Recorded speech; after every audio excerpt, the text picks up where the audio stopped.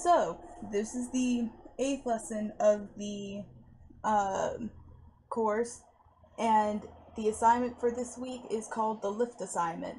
And you're going to have a character pick up something that is heavy. And one thing I have to point out is that it has to be heavy to the character, no matter what kind of character you animate. So, if you have a character that is just like, I don't know why I made this so low.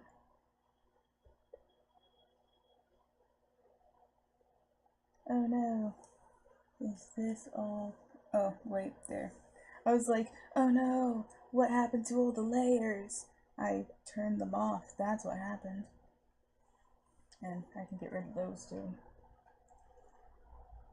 But you can't have a character that is like just a superhero who's super buff. I'm gonna draw it probably like radically some OKKO, where it's just like there's a shoulder, then there's the upper arm, and here's the lower arm.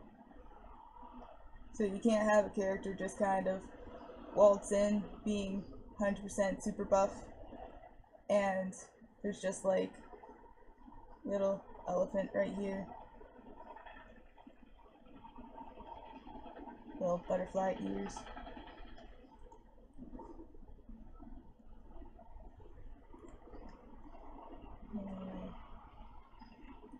I had this drawn, but then I'm like, oh, I need this layer. So instead of moving it to a new layer, I'm just like, I can just get rid of this. This is why I never delete anything. I always end up needing things. Little tail and lower lip. So you can't just have like a super buff character waltz in and be like, ah, yes, a heavy elephant, you say? Ah, legs. And then, like, immediately he just grabs it and is like, heavy elephant, you say? Or is it? And he's just, like, immediately able to pick it up perfectly fine. Like, even though an elephant is heavy, it's not heavy to this character because he can easily pick it up. Instead, make him struggle with picking up like a cruise ship or a hotel if he's Mr. Strong. I can pick up an elephant. And so I'm just gonna, well, actually, this is the last class for the week, so I can get rid of this. And so the stages of this assignment is going to be like your character needs to approach the object of your choosing, and the object can be anything as long as it is heavy.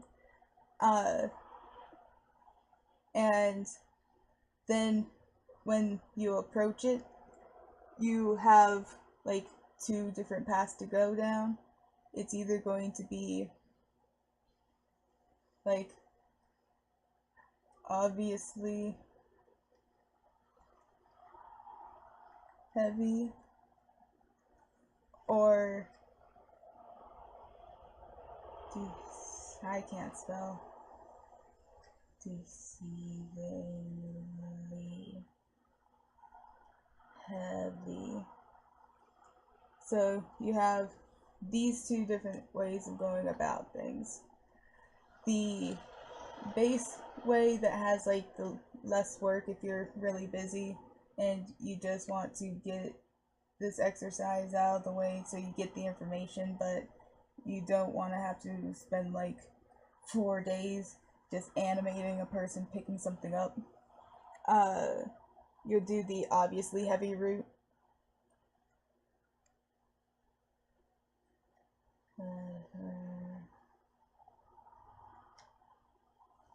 Or could be funny. And so, I'll start with the deceivingly heavy approach because there will be an extra step in this that I'll cover. And so the deceivingly heavy approach would be like if a character sees a feather and they're like, oh, that's a pretty feather, they walk over and they go to pick it up, but it's like it weighs a ton, and then their whole reality of the universe is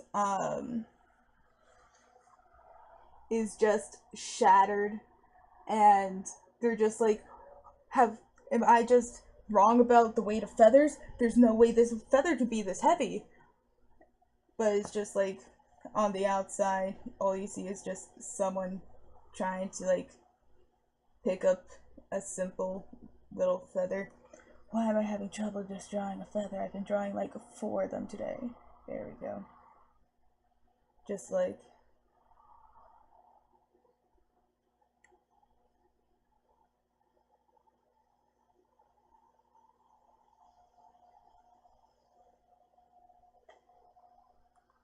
and so like you have a character just struggling to pick up a feather, or just like a small little cube is also a really funny way to go about it.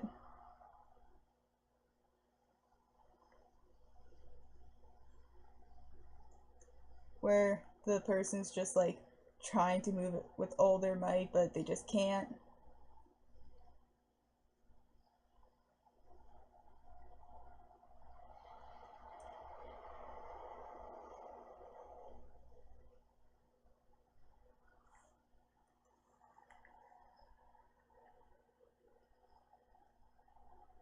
And uh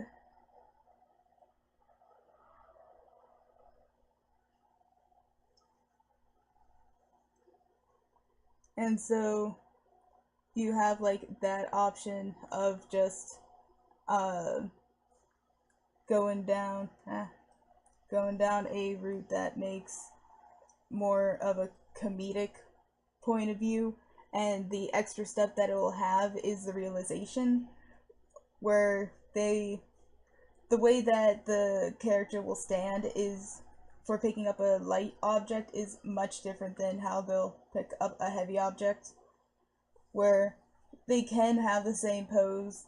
You can pick something up that's light standing the way that you would if it's heavy, but you can't pick up something that's heavy while standing in a way that you would if it was light, if that makes sense. The whole like, all squares are rectangles, but not all rectangles are square.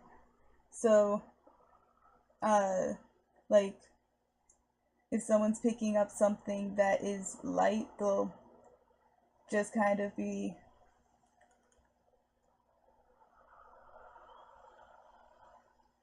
bending over.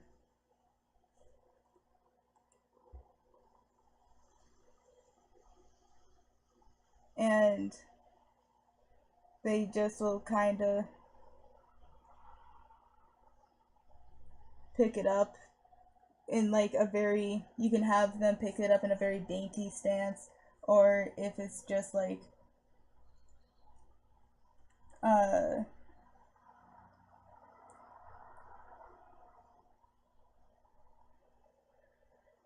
someone who's just kind of like sees a small grocery bag or something and they're just kind of leaning over to get it. Things like that, where the main thing that you'll notice is, if I go to the right color palette, like this is all the surface that this person is standing on, and because this person's leaning over, this leg is in the air, so this is all that they're standing on. It's because they don't need to have like a very uh like they don't need a very strong stance to pick up something light. And when it's something that's heavy, they're going to have their legs farther apart, and it could either be like straight apart where like this, or they can have it to where if I select the things I want to select, you can have it so the character will have an even stronger stance by having one leg go back and out. If I make it so his leg isn't broken. 3/4 is always like the weird way of having this. It's easy when you have volume because then you can be like, yes, you have this leg and then it is going back more because it's going up higher, so it looks like it's a bent leg. Aha, the illusion of movement. But when it's just like a stick, it's kind of hard until you add the other one, and then you can be like, yes, see? And for that, you can have it go out this way. And the reason why we're plantigrade instead, I think it's plantigrade. Yeah, humans and raccoons and things like that are plantigrade where our foot's completely on the ground. Instead of being digitigrade where only our toes on the ground, like most mammals. Ah, I didn't mean to hit both of those. It always freaks me out when I need to change that button. I've hit that like 10 times today. So instead of it being like we're on our toes, like digitigrade, or even worse, like horses and I think deer, and one is like for hippopotami and rhinoceri, like one is digitigrade, one is the next step to it where it's like undigrade. I'll quickly just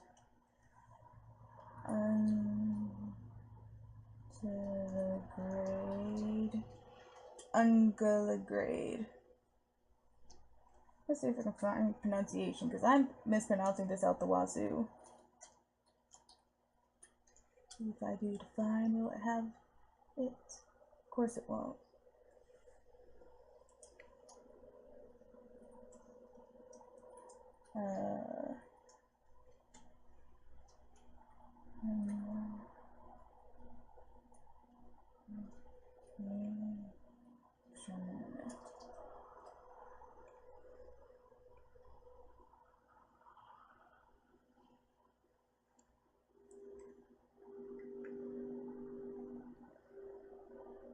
Oh, that makes more sense.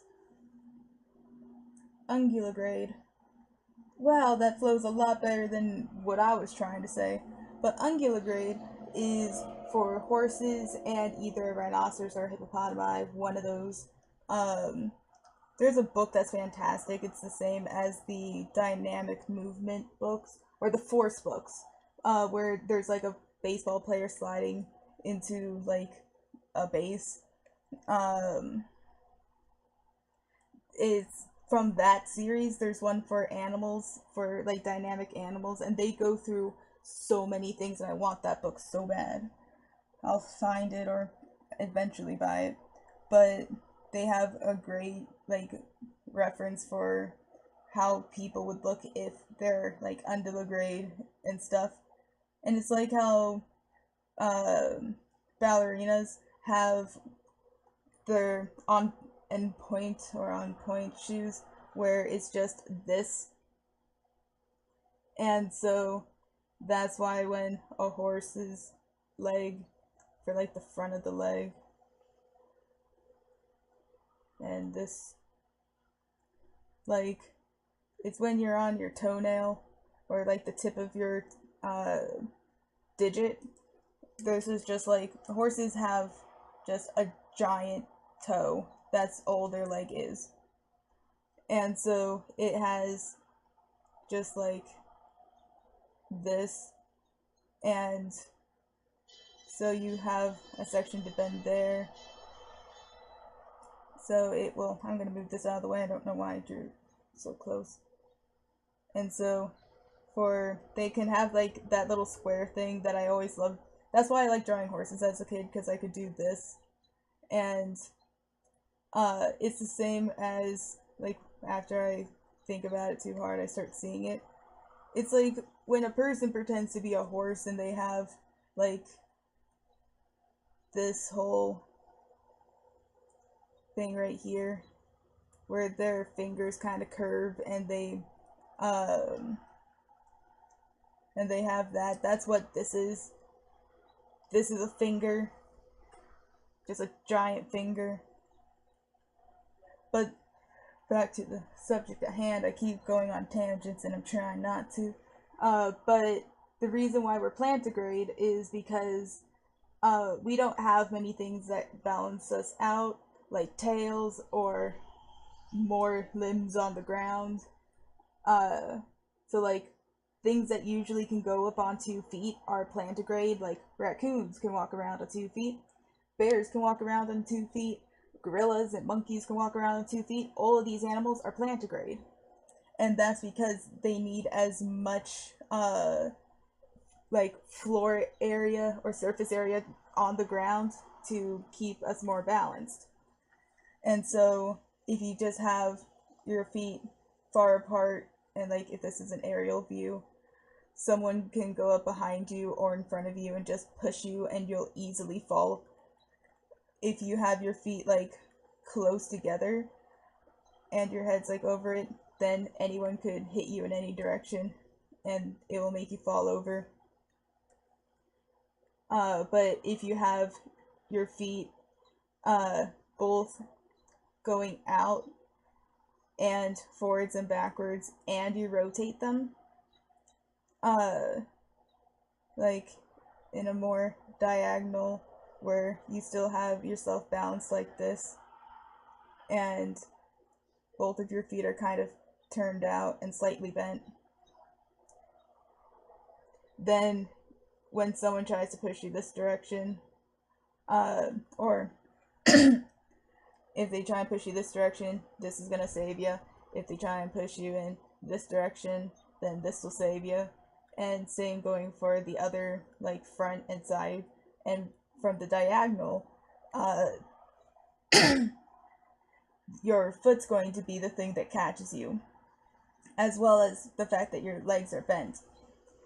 The reason why things like sports, like boxing and football, I guess, and just action sports where you're gonna have to move quickly or a lot, they say bend your knees.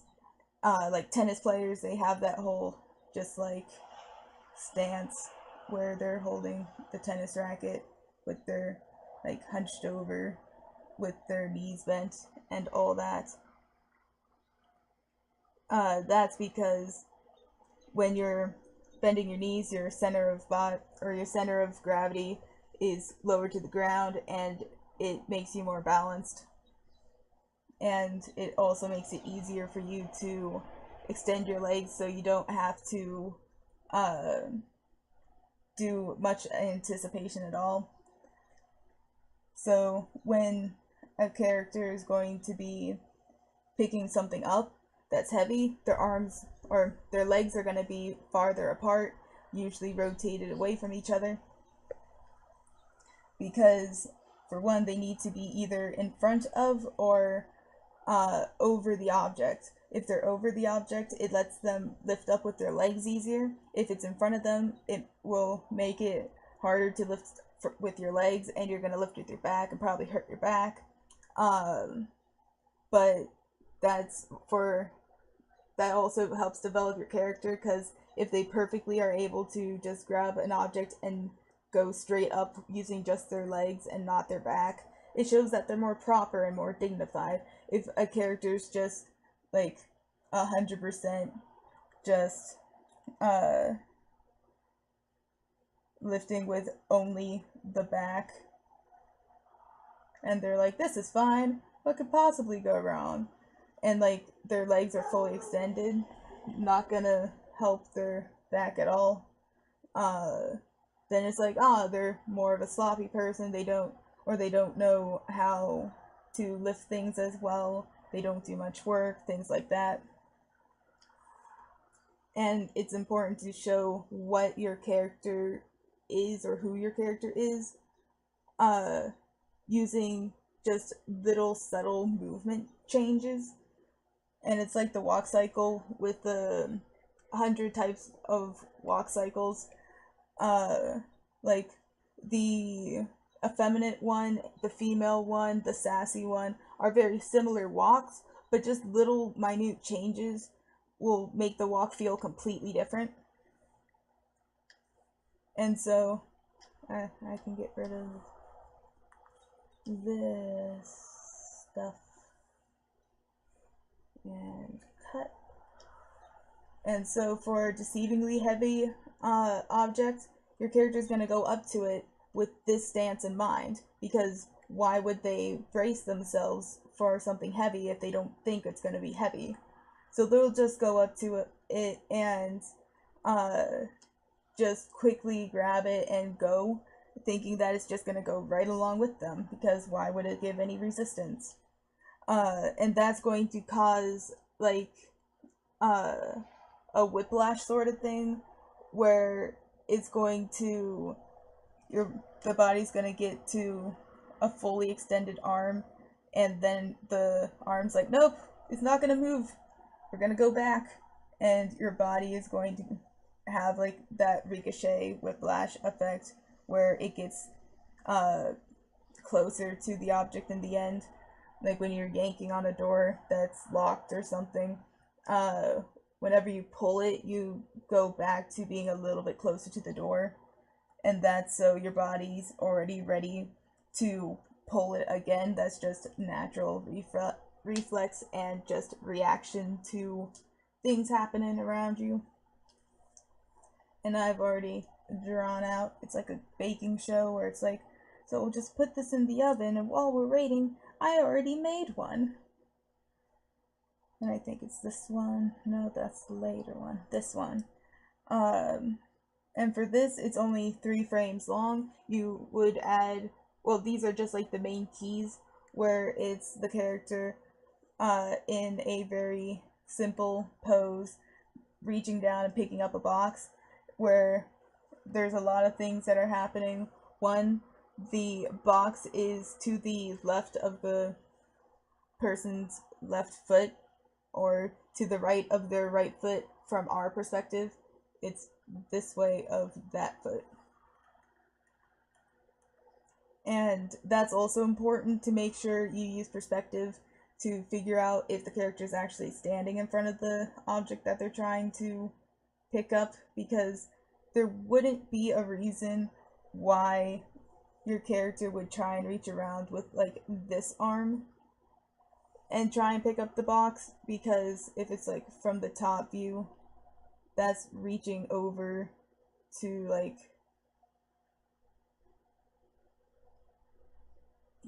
right here, all the way over from this side, when it would be easier and much more efficient to just use this arm that's on this side, where it's the same side as this object that's to this side of that foot.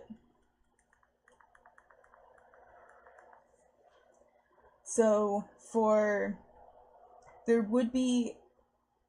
there's always like a reason that someone could do something. That's why when someone says something in a movie or an animation, especially animation, it's hard to convince me that people will do things in live action, because it's like, that's a person, they can't do other things. But animation, you can make a person do anything.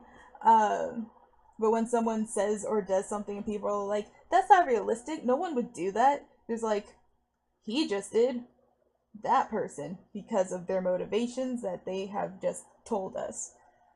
And for this, most people would be like, why are they not just reaching over with the hand that they have? And then they'll actually start moving once they grab the object, and they'll just like quickly rotate their body around, and it's like their stance will get taller, and yeah, and the reason why they would have picked it up with the opposite hand is to have that like squashed just like non-moving energy just already there, so when he or she extends their body's going to rotate around, giving them enough like momentum and whatnot to just make the object fly like really far, because now they have all of this to go to rather than just meh. And so you always have to think about, why would someone be doing that? What's the easier way? Would they do it in the easier way? And all those infinite amount of questions. But after they grab the object, they're going to try and pull. And as soon as their arm is at the straightest it can be, it's going to do the ricochet. And this was just me showing how to do the perspective guides, but I'll show that for the more finished one because this one is very sketchy and not accurate as I would like it to be. But for this, it has like this hard stop, and just to reiterate from previous lessons, you have hard stops, and I don't know why I'm using this neon green when I have nice pastel greens. You have hard stops and soft stops. And for a soft stop, it's the whole basic, you have point A and point B, and the character's gonna have a slow out to speeding up before they have a slow in on the other side. And this is usually for like for most motions can have a slow in and slow out with a soft stop. Something that would be extremely fast that normally would have a hard stop, which depending on how you look at it could be a hard stop, but I always consider it to be a soft stop because of the slow in that it has, is like a cartoon car going really fast down the street, and once it gets to a stop, it's going to do the thing that cartoon cars do where it kind of crumples in on itself before it actually stops and is like on the ground again. So for like the entire time that is stopping and rotating upwards as well, making it squash where it's getting taller but also thinner as compared to like what the height and length would be normally, just to keep like volume for visual sake rather than like the car is still a car, but the way that you're rotating it makes it feel like it's having a squash. This would be something that's extremely fast going to a stop, but the slow in is going to be so long and so like drastic. It's going to be a lot of shapes, and then it's going to have a little bit of hang time before it falls and settles. And for hard stops is something that's usually exclusively for fast, like moving objects, and these are going to have overshoots to them. No, Malwarebytes, I don't want to update. And so you have point A and point B, and so you're going to have it go past point B to point A2, and then you have a choice between either going from point A2 straight into B, or you can have a second overshoot that's going to be it's going to be closer to point B than A2 would be, so A3 is going to be like right here, because that's like this distance rather than this distance. And that's the whole pendulum thing where it's like when a pendulum is swinging, it's never going to reach this point again. So you can have, they actually had this in the Camp episode that came out for the Halloween episode. I was like, hey, pendulums! Where you can have your chin like right here, and it could be a bowling ball on a string. And if you let go, you can stay in that position, and the next time it swings around, it might be just like this high up, then the second time is this high up, and then this high before it gets low enough that it just perfectly settles. And that's the whole principle of hard stops, where it's never going to get that far away from the ending point again. So if it's like all stretched out and you have like a bunch of overshoots before you get to point B, if this would all just be on like an arc, then it's like A1, 2, 3, 4, 5, 6, 7, before it gets into B. And they're getting closer and closer each time. And that's what's happening with this, where this one's slightly closer, and then it gets into the final pose. And usually for very rigid objects or things that aren't specifically just bendy or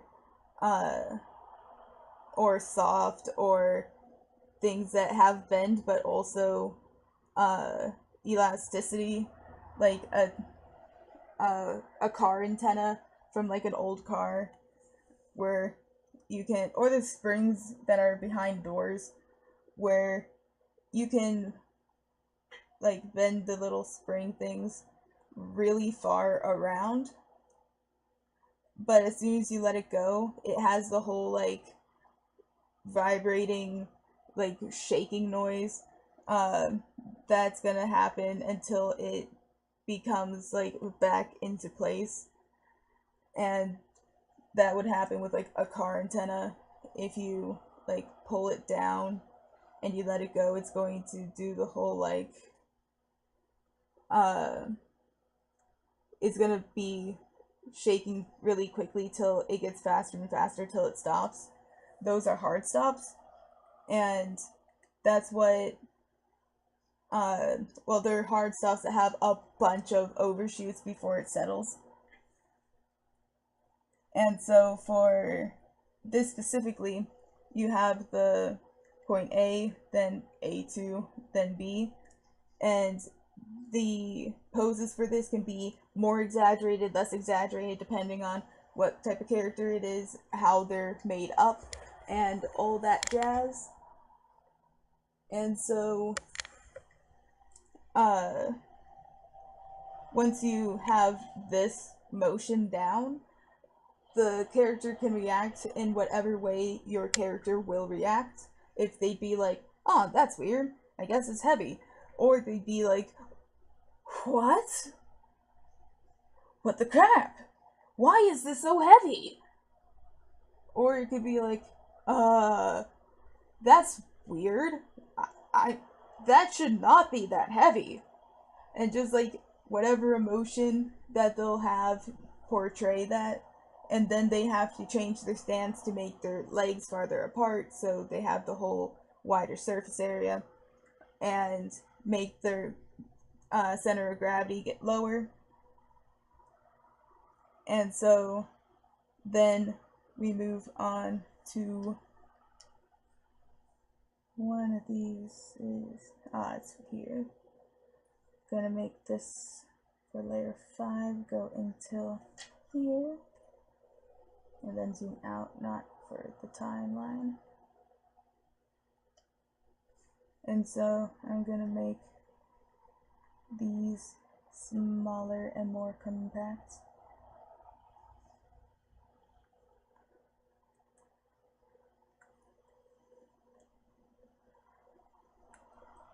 And so after, if you choose exceedingly heavy, it would go down into I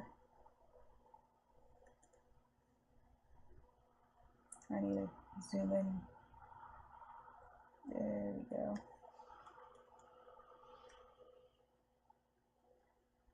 picks it up like a light object. And that's what, like, this bubble would be. And then this one would be just like examples of deceiving these small objects, like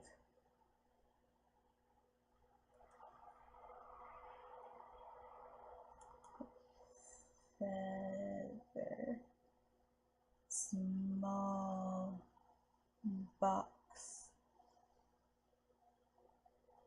I wonder if, like, way back in the day when smallpox was a actual, like, end game kind of disease, if someone said smallpox and made people freak out because they thought they heard smallpox.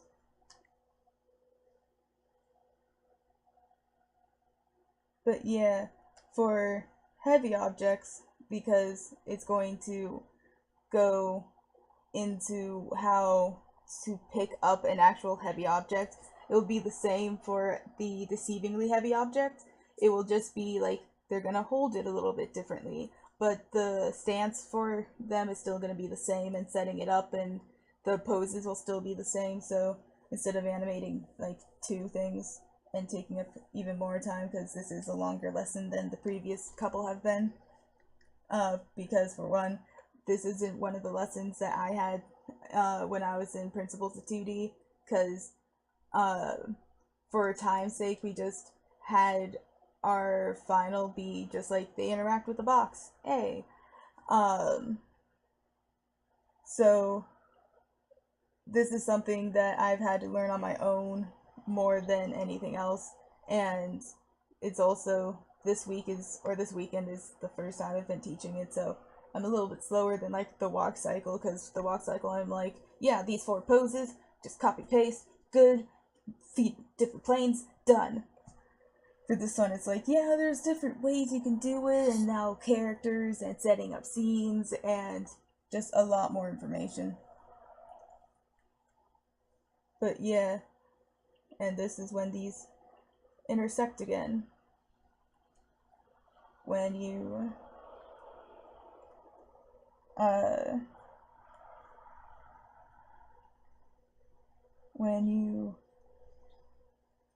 widen stance / prepare to lift heavy object. And for obviously heavy objects, it could be like elephant, or it could be like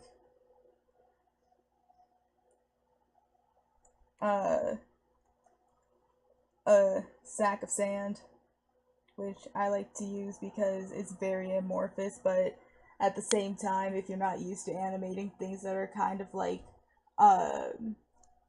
just like jello, but it doesn't break apart like normal jello, like an oobleck sort of situation, then it might be easier. Oh, did the stream go down? Or are you talking about like why do we use Hangouts instead of using like um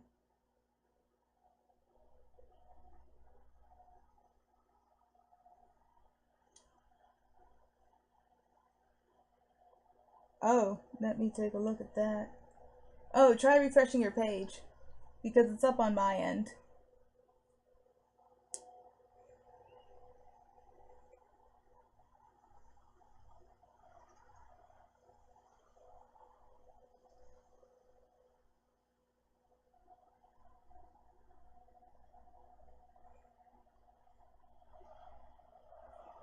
No worries if that happens a lot and people are like, the stream isn't working, the Hangouts is broken, and it's just like, oh, you can just refresh. And then it's just like a couple seconds go by and they're like, oh, okay. But yeah, for obviously heavy objects, you have like bag of sand, or an elephant, or what else is heavy? An anvil. I know how to draw an anvil.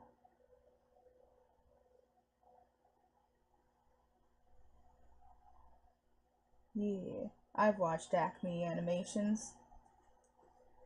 The classic 2-ton, or 10-ton with the nice labeling so everyone is aware. I always liked it in old cartoons where you'd have a character lift it up and it's like, oh, they're so strong. And then you see it from the back and it's just like a wooden box that's just hollow. And it's just like, they're not strong, they're clever. That's always a nice gag.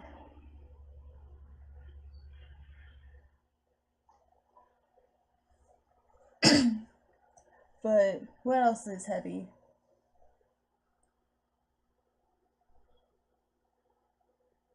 Gosh, what? A car. A car is a heavy object.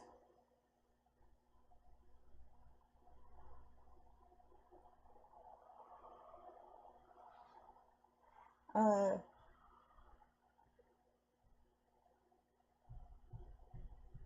the Statue of Liberty is a heavy object.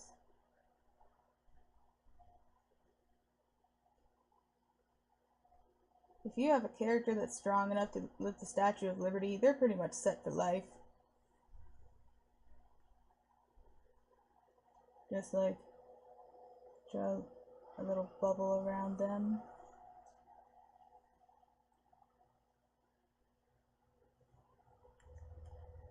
That works. And then this is for this little bubble of information. And once they widen their stance to prepare to lift the heavy objects, then you need to decide if they're going to lift with their legs or their back. And that's going to change like where they're positioned. So it's kind of like also here.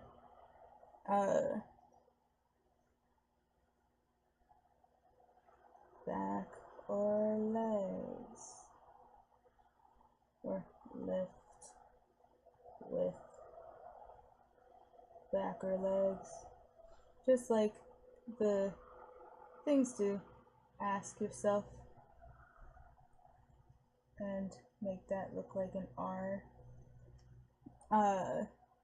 And so once they're actually have a wider stance, you have them in the position that you want them to, whether it's like closer to the object, farther away from the object. The farther away is more back motion than not back motion. I'm gonna move this over here so that I can draw a line going down. And so once you widen the stance and they're actually grabbing the object, or grab object, then they have to lift it up and settle, and lifting it up has a couple keys. So it's just like lift, well, anticipation, then lift, then peak, then settle.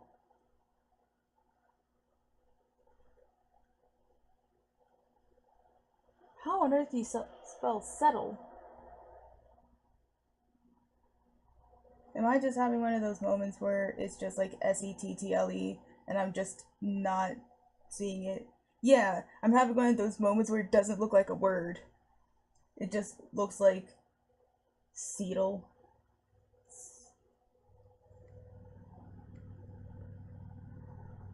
But yeah, even though this looks like a chaotic mess of things, if I just go over here and grab a bigger brush, it's like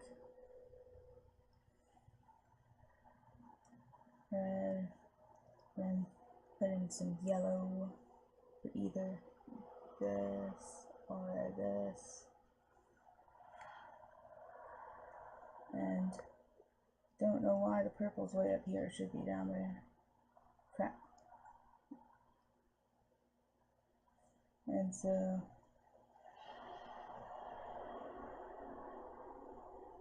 crap, I did a thing that I do. Wait, why did I just make this easy on myself and do it like this? When I was little, and I guess still now, I was never good at remembering like Roy G. Biv, and I was determined to be like, it's red, yellow, orange, green, blue, purple. It's not red, orange, yellow. What sense does that make? And then I realized it's like every other one's going to be a every other one is a primary color, and then the ones in between are secondary colors, and then the ones in between those are tertiary colors. And so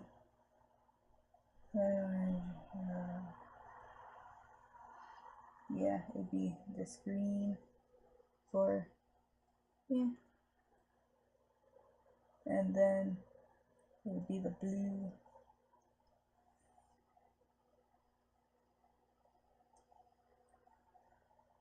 Then I'm gonna actually make another blue. I don't know why I'm not doing it like this already, because I can just be like, meh, and then it's like, yeah.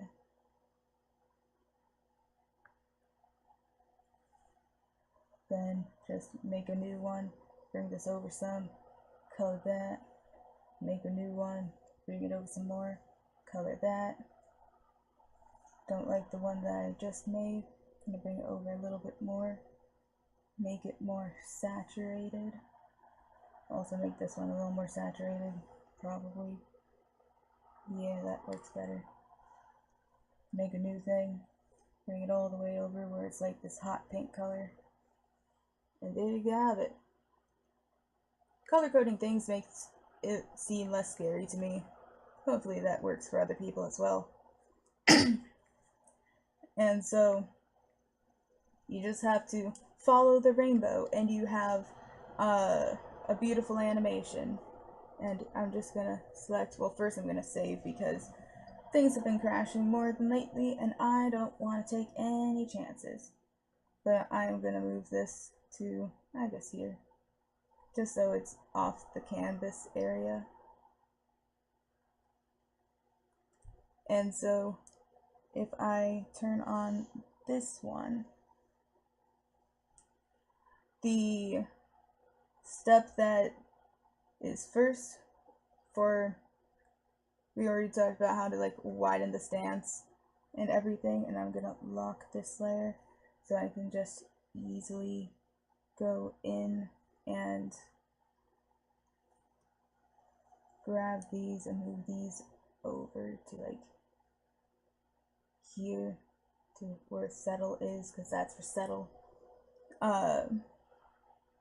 You need to first set up the scene where you, the way that I do it is I like going backwards a little bit and then forwards a little bit, where I start kind of with this pose.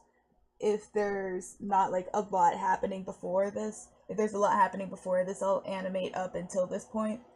And that's because I can make this character stand up and I can also make this character continue with the action they have. So drawing out the keys when I already have the most extreme one set is a lot easier. And so for this, you just have your horizon line, and I want the character to start lifting with his back and then kind of roll back to lifting more with the legs. So he's not like super over the object, he's like right here. If you go straight up, that's where his chin is. And perspective makes everything super easy and fun, where like I used to hate learning perspective because it's like the one thing that every art class had to cover, but it's helped me in the end.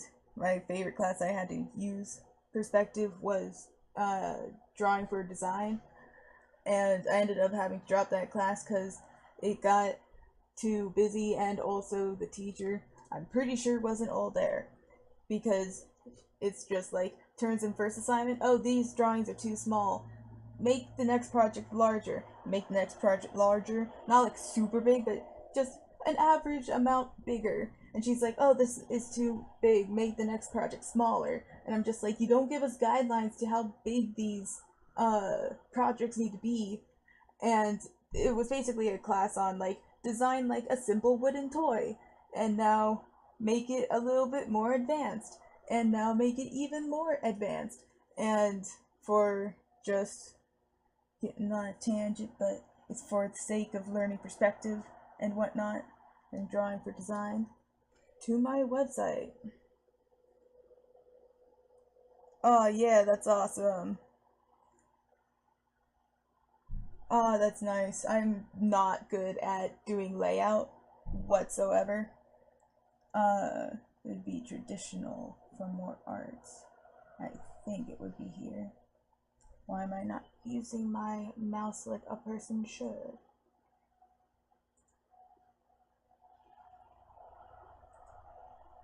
Oh, is it just not gonna happen?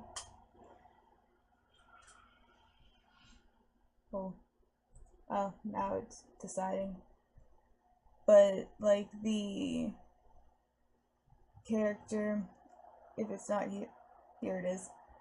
So for one assignment, I decided to do my like buff frog, and then Star Versus came out with a character that's name was Buff Frog, and I'm like, gosh dang. So, this was from what this was the character I used for my sidestep assignment, so that's how I know it's like, this is sophomore year, first quarter. But we had to draw a front, side, and top view, and they had to be in proportion to each other. These aren't, because they're on separate sheets of paper and whatnot. That's why this line is, well, no, it's mostly, are they in line? Hold up.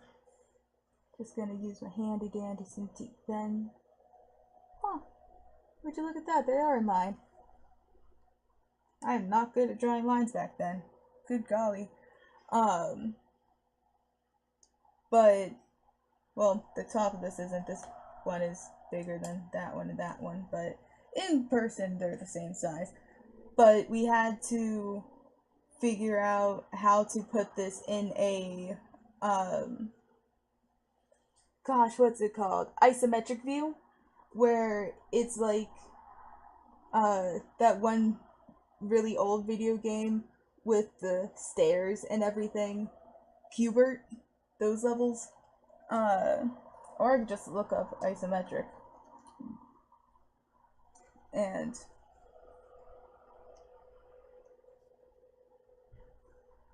like this, where it's 30 degrees perfectly on either side. Everything that is at this point will go up, it will intersect that. So it's not like a weird angle. And so it's just like everything is in line with each other. You could just keep drawing these lines and extending it out, and just repeat this over and over again, and it'll start looking like stairs and just objects like that. Whereas in perspective, things will slowly taper as you go back. These will just go on forever. And this is what an isometric grid looks like. Hurts the eyes, but it's good for the soul. But we had to take this drawing and make it a character in an isometric view, and oh, it was so much fun. I loved doing it so much. It brought me joy. And this is what it was for just like the color pencil where you would just draw the front and side view on either side, connect the lines, and it would make a square.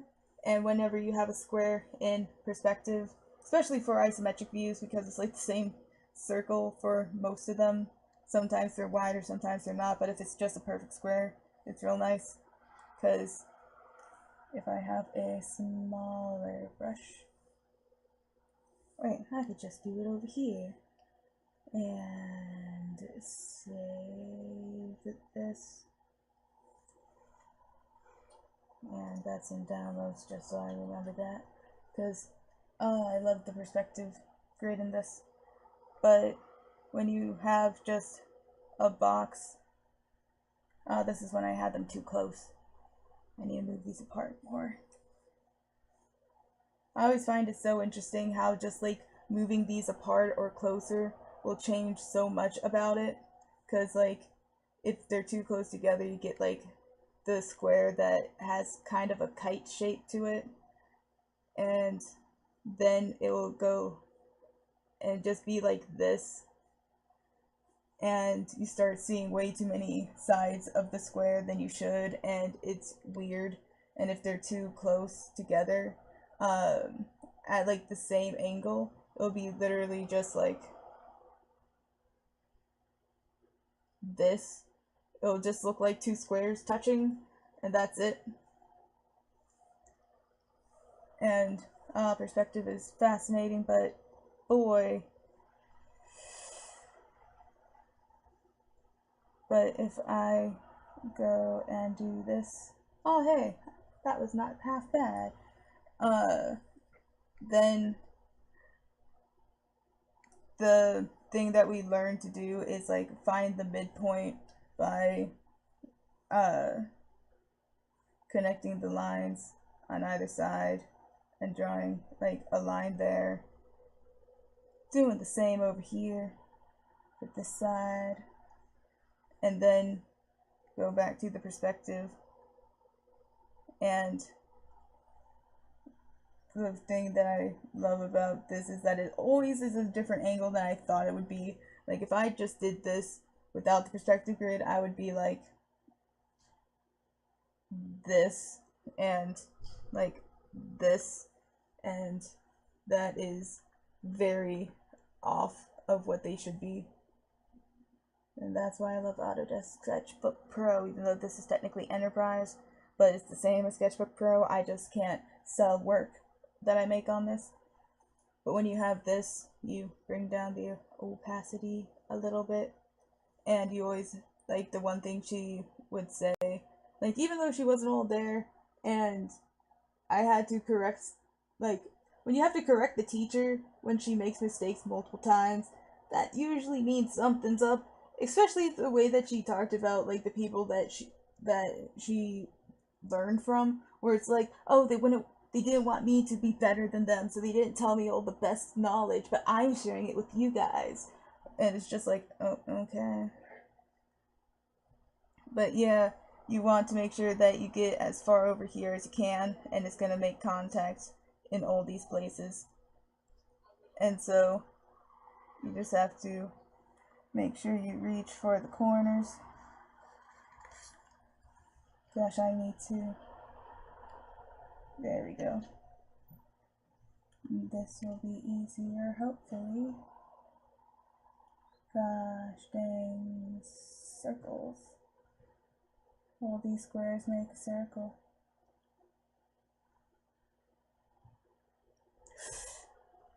I used to be great at this when I was taking this class. Like, she was impressed. That's close enough.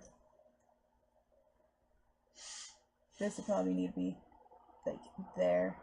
And I don't know why I didn't just tweak it. Probably because still in the back of my brain I hear her say, like, make your lines clean. We had, like, these grid sheets that weren't really grids. They were just, like, 2 lines of dots, and we had to just like draw a straight line going from one to the other. And it's just like, you just have to move your arm And I'm like, but when I move my arm with the stroke, this happens. So I'm better at just like, for one, pulling is easier than pushing. And you just have to keep your eye on the dot and trust that your hand will find it. And it probably won't, but it works sometimes. But we had to do this at the beginning of every class, and by the end it was great. And then I lost all the extra ones that I had, and so I didn't practice as much, and now I'm not the best. I'm not like as bad as I used to be. Like, those weren't nice lines at all, but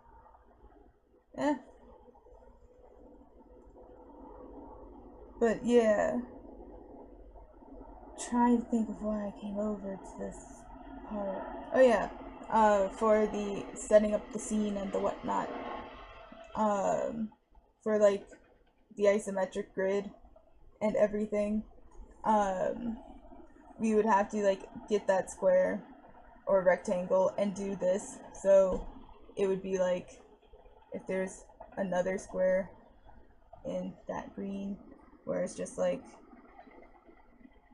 if this goes straight up to know where the center is. And I'm gonna make it go all the way up to here. And so it's gonna be like this long, or this shape. Ah, that's getting too close to the sides of the old one. Just gonna, okay, so then here, and then here, and lastly, it will be like here. And so then you can easily just go in with just like a pen or a pencil or something. I'm just gonna choose the pen but make it smaller. And I forgot to do the whole like find the circle without smooth stroke on. I'm gonna be sketchy because I'm not drawing for design. I'm just drawing a circle for animation. There we go. And so now I turn smooth stroke on, go back over here, get like this color. And I know already that the top of this is gonna be this shape. Then if there's like other squares in here, it would be different shapes. But I'm just gonna have it kind of curve around into this shape. And just doing this was so much fun. It's so relaxing. I love everything about this. And because you already know, like, that's where these two things show up or meet, you can just go through and easily find like, this is where I'm going to like have the shading end is right here. And I already know what the shape of it is because of that. And just doing that for, I think it only took me like a day and a half of working on it on and off. Not much time. And also, once I finished and I looked back, I'm like, that's a lot of lines. I don't think I could do that a second time. But this is a cleaner version right here, if it will be nice. There we go. This, okay, exit that. This is the more clean version of it, where most of the lines are gone, except for ones that I had to just clean up a little bit more. And he's in like the whole isometric view, and I'm super proud of it. And just like learning that and having to do a bunch of stuff in just grids and perspective is super helpful for just setting up scenes and stuff. And so I did the whole like, you have the square in perspective and you just draw the circle in a square. and I did that for the base because then I know that the bag is going from like here to here is the same width as his feet, and so it shows that it's really that he's balanced and it's not going to make him fall over. And so I draw the arms for this pose last because I draw the body without arms, then I draw the uh, the perspective lines, then I draw the base of the object, then the top part of the object, and then I draw the arms, because just winging it and just kind of going for it doesn't always work out for the best when you're trying to grab onto an object and you want it to look like and feel like they're actually grabbing that object. So just having it be an object first and then you grab it makes more sense than just you can draw the object around it. But for the second pose is the anticipation pose. This is super important because without it you don't have enough force to actually lift up the object. And so the character is going to lean down slightly. It can be like a slow out to a slow in, and it's gonna be like an average number, like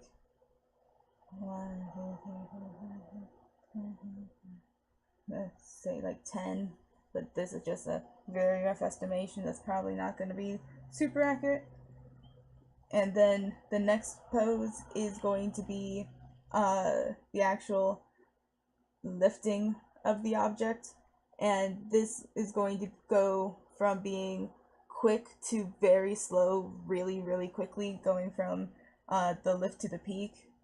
So like here to here is fast, then here to here is like slow, and like this is average.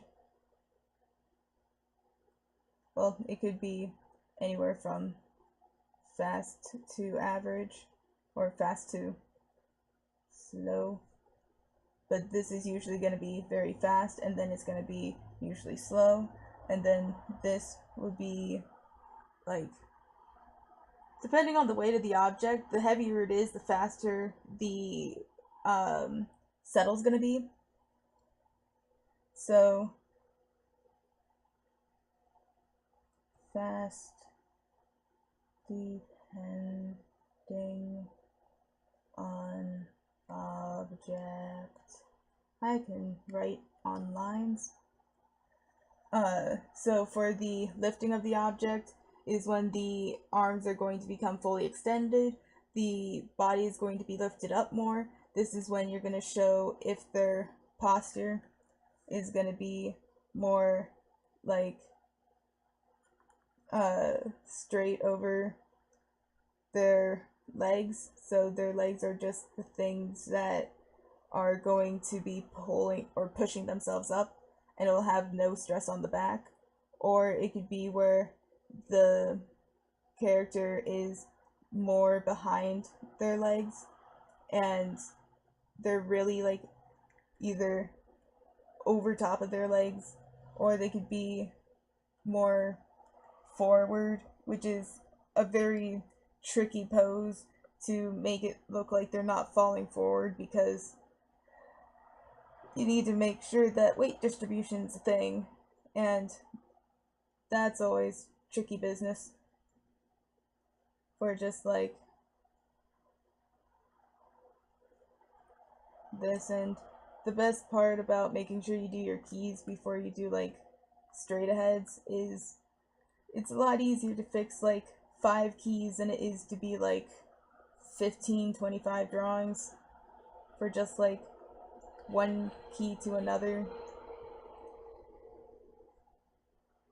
And the shoulders are gonna be up, because the shoulders can either be up if they're really like yanking, or it could be that their arms aren't the things that are pulling. It's just that it's like when you hold a shopping bag, you can either let your arm be more tense and your shoulder be up, or you can just make it so it's like something's attached to your arm. I just can't let go of it, so my arm's just gonna hang here. So you can have the whole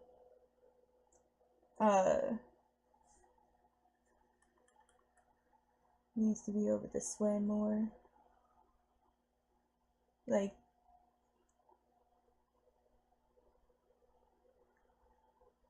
this kind of like heavy object pose where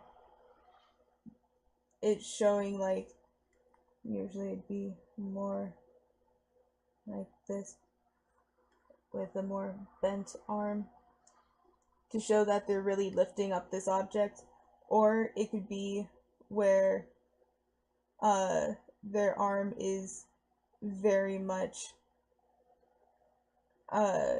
just being pulled down by this object. And you also have to make sure you offset the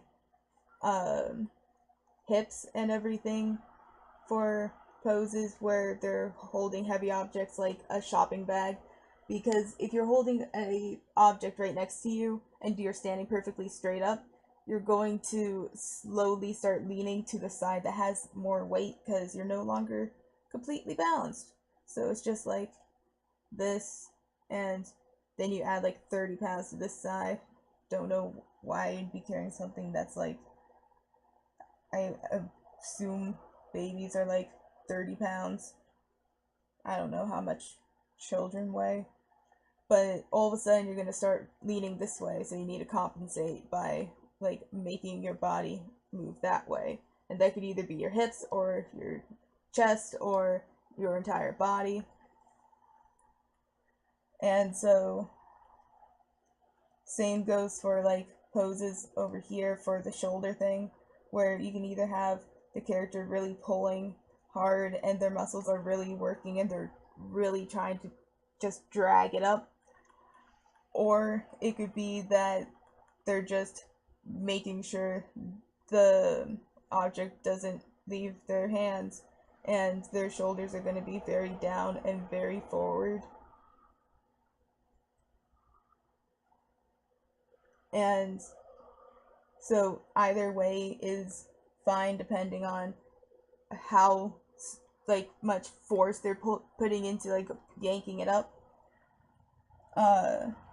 And so this is where it's going to be much faster than the pose before it.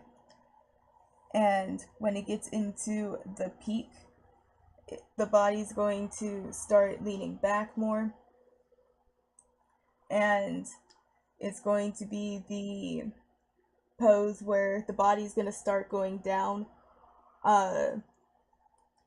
Like if this is the arc for the head, it's just finished going from here to here. But if this is the arc of the object, it's going from like here up into here. So while this is going down, this is going up. So this is having a slow in while this is having a slow out. And because the slow in's going to take more time before it actually picks up speed, the body's going to be dropping faster because it's already gaining speed by the time this is slowing down.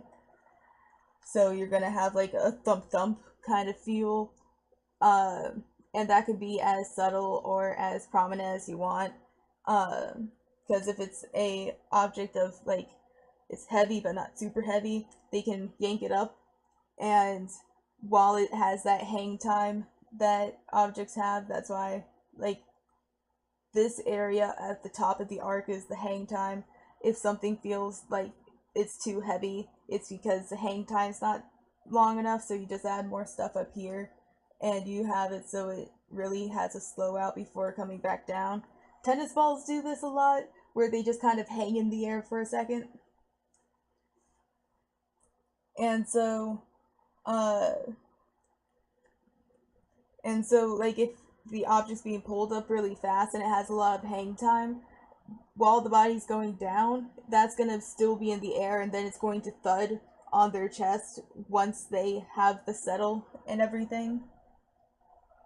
And so you can see the timing chart for this changing from being like 1, 2, 3, 4, 5, 6, 7, like 8 poses, maybe even less, or I guess 8, to like 1, 2, 3, 4, 5, 6, 7, 8, 10, like 10 poses at a much more condensed area.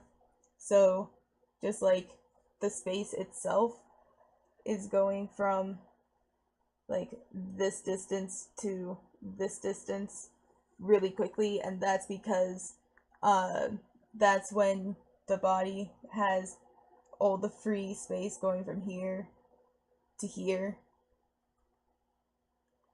before they actually have to work against gravity, and then it slows down a lot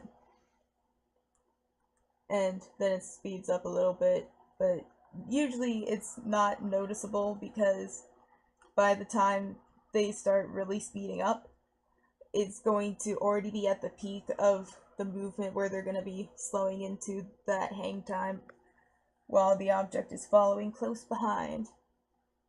And also because I did the bag of sand and it is amorphous, I'm having it so it's leaning forward while it's being picked up, and as it's getting like placed on his chest, it's folding over, and that's one of the reasons I did sand, because it is that amorphous. I forgot I was drawing Cup Boy, or Cuphead, that character.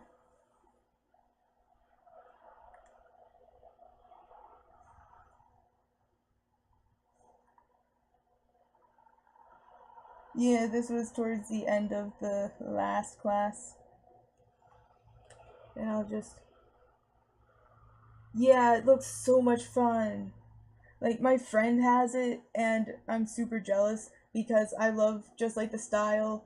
Like, my favorite character from the first boss fight with the vegetables is the carrot, because I think it's funny how he has that third eye because carrots help you see, and just the way he's animated is so fascinatingly nice looking to me.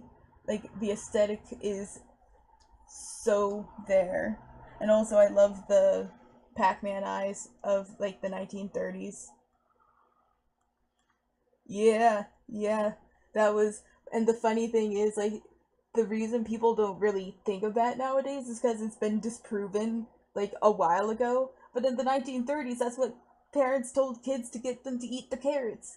So it's like, ha, people in that time thought that was true. And then like the onion cried because onions make you cry. And then uh then there was a potato. Yeah. It was there. Even though I'm pretty sure it was like a potato, it might have been like a yam. The things that it spit out looked kind of like the seed little pod looking things that you have for potatoes, but I could be 100% wrong on that. And also they have everything like 100% on point. Like, what's his name for the store? Um, I was like, what's off with her face? She doesn't have her eyelashes. This is my character, Matt. She also has the 1930s eyes, and she has like a little undercut. And she's a little space explorer, or she likes to think herself a space explorer, but she's just an exterminator in space. But anyways, now that that's out of the way, the last pose is the settle. This can either be like an overshoot a little bit, where it's a soft hit kind of overshoot, where instead of it being like that motion where it goes forward and back for a hard hit, it has like an arc to it, so it's more of a motion of itself. And you can even have it so it does like a little figure eight sort of thing where the character goes down and forward a little bit and then settles going down and back. And that's always like a nice like swaying motion. But for this, I'm gonna have it be more of just like a thud to a to a slow-in where they're gonna be coming out of the hang time, and then it's gonna pick up speed till it gets to the bottom, and as soon as it starts going back up, it's going to get much denser. So, like, that sort of thing. And so, for this, it's going to have the object trailing behind it slightly. And this pose is usually for, like, things that are usually, like, at least 2-3 feet. There is a dog barking outside. I don't know if you can hear it, but it is gonna drive me insane. Shh. Gosh dang, it had to pause for a second. Okay, hold on. This is probably gonna be in the recording, and I'm gonna close my window. It's also freezing in here. You'll also still be able to hear me because I don't mute my mic, even though there is so much noise going on.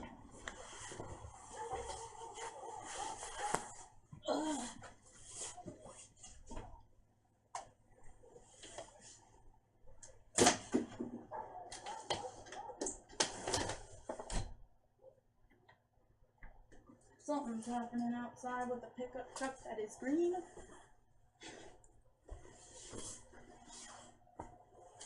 And apparently the neighbor may or may not be addicted to drugs and got alienated from her daughter and all that jazz.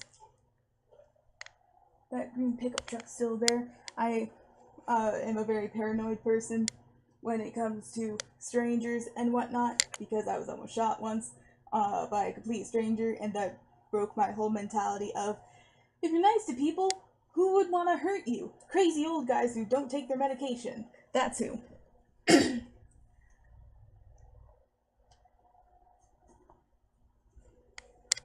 Yeah.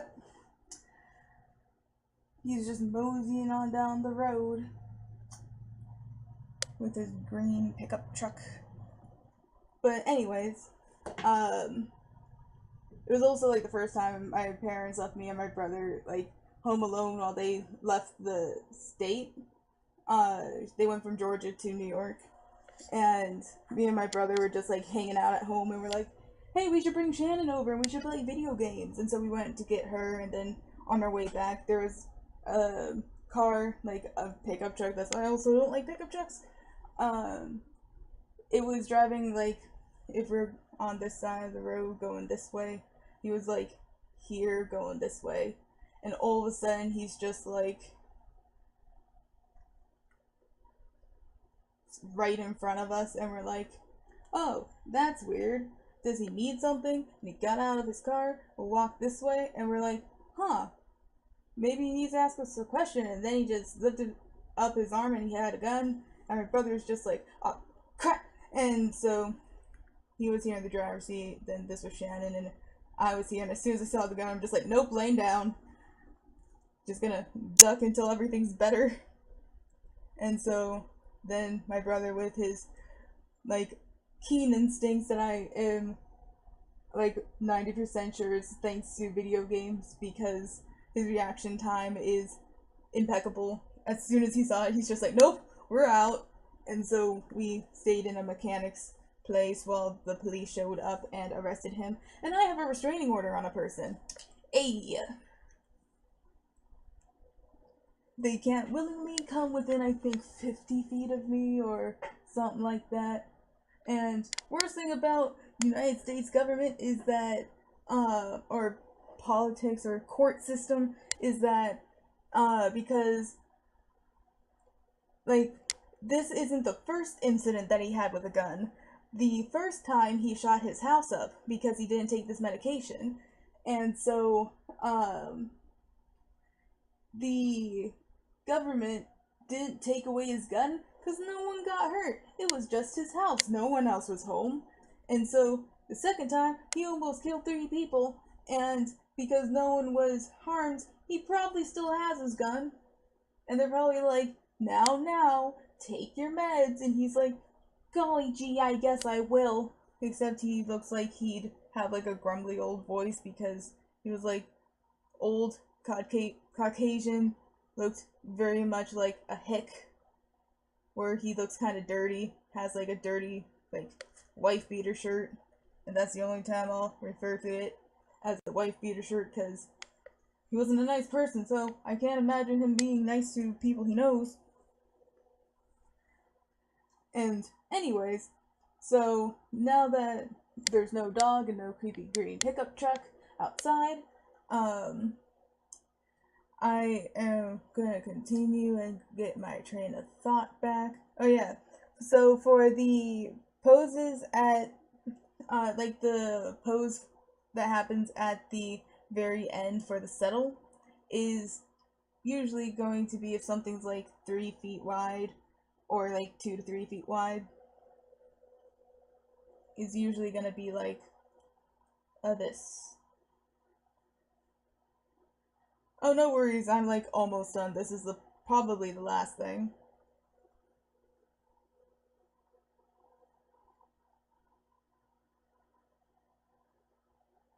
And so the reason that this is that when a person's standing perfectly upright, they have just like the box here. All the weight of the box is going to be right here. And also it has the whole, because there's now weight making them off balance, they're gonna have to compensate, and their body is usually either gonna have like one leg here and then one leg here, or move this one back some, or their torso is going to go forward while,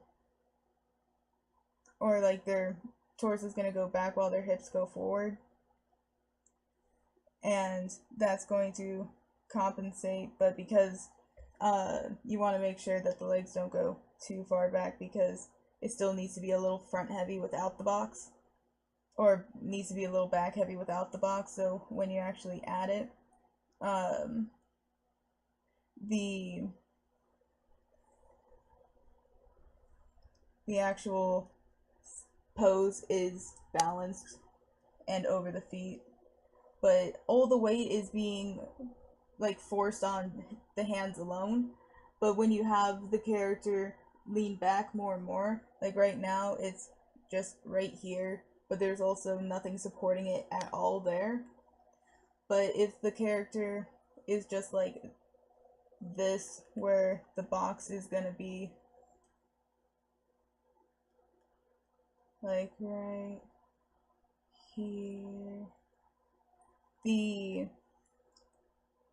pose for the box, or the hands for the box, can be here while it's in the peak of the motion, while the object has the hang time where it's just in the air and not much gravity is on it. You can switch up the hand motion or the hand poses, so you can have it so if it's a smaller box, you lift it up and one arm goes under, one arm goes in front of the box, and you have it kind of like in this cradle kind of pose where it's like this, and you have like a box right here. But when it's here in this kind of slouched pose, for one, you have your legs bent and legs far apart, and that means that you're going to be more balanced.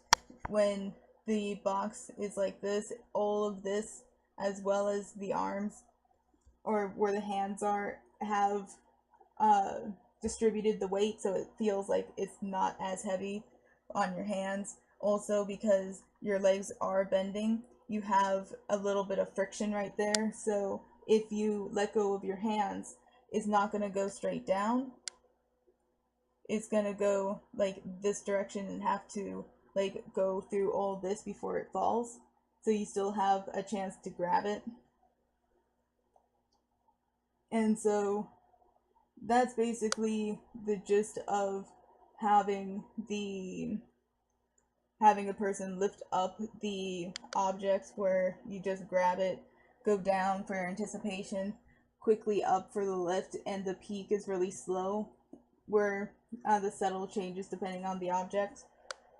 Then afterwards you can do whatever with the object, and no worries if you have to leave. I can,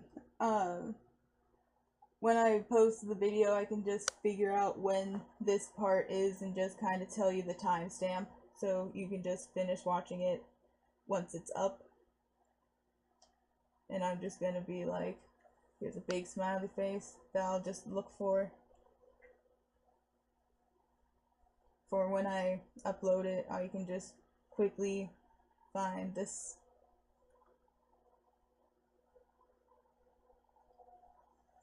And get out my handy dandy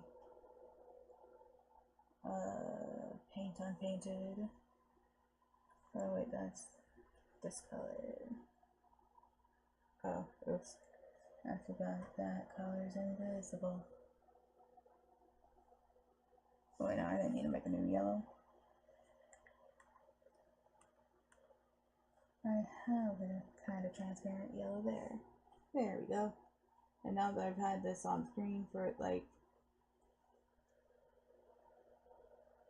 I'll have it on the screen until 6:21, and then I'll just kind of continue to teach, so I know exactly when it is, because if I just go by like increments of like 10 or 20 seconds at a time, this will be on for that long. If this will let me go back over here.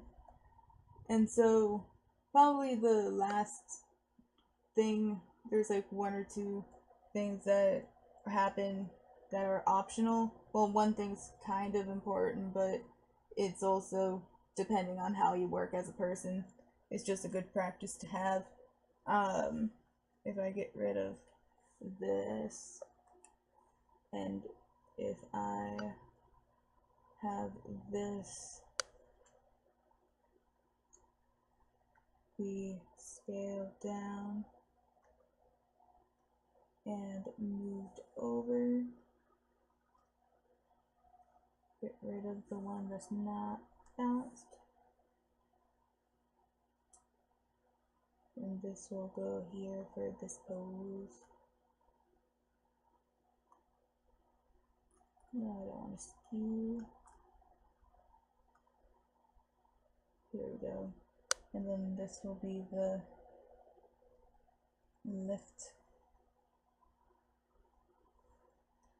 And just kind of circle it. Gosh dang, I didn't want it. Here we go.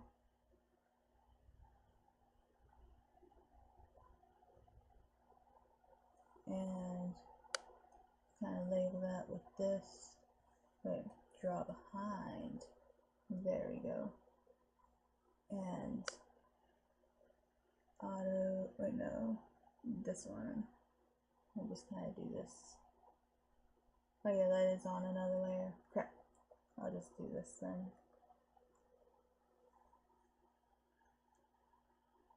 And so, actually, move it down just a little bit more, or over, that way everything can have a room to get to that object. And now that I'm done with this, I can get rid of this, or get rid of this one, and move these to their own layer. Crap.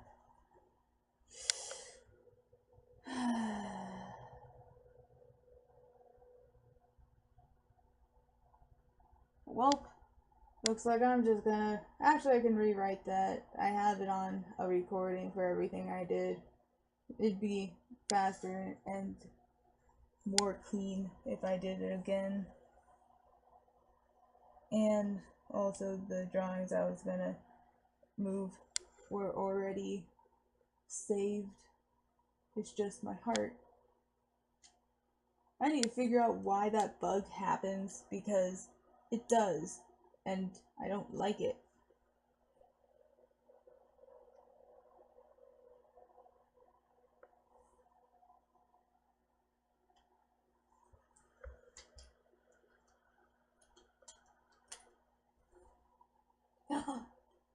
Hold up.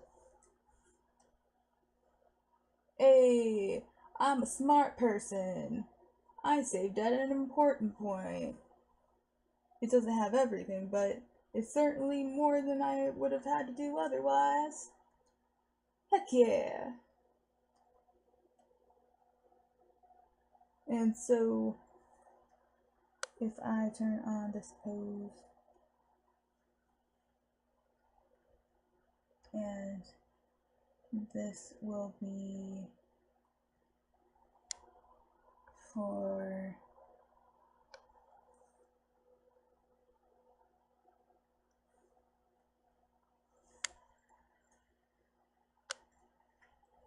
move to the pastels, Control Shift A, then move these like way over here. Figure out which layer this is a part of. Okay, so it is that one. I'll just move that way down there so it's out of the way. And same goes for these.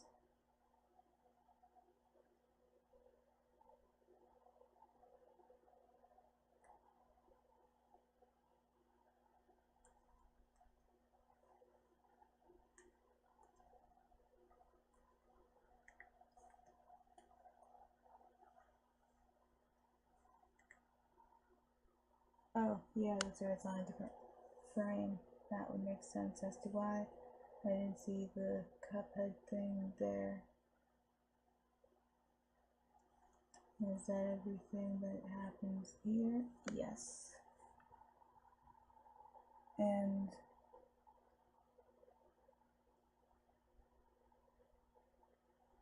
these are settle poses. Quickly move these over here. And turn on other stuff. Save.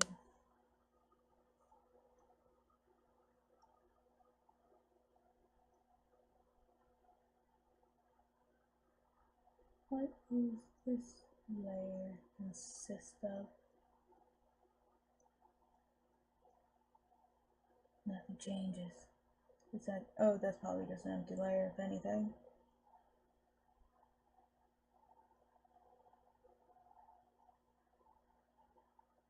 Oh yeah, that's just this stuff.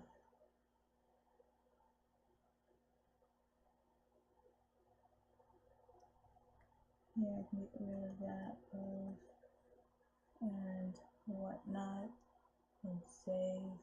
And since these layers are just to show, I can keep that layer actually. And this layer is this pose for lifting. Oh no, that's to show what happens when the legs are too close together, so I don't need it. And so I'll move this layer down here, actually to the node editor.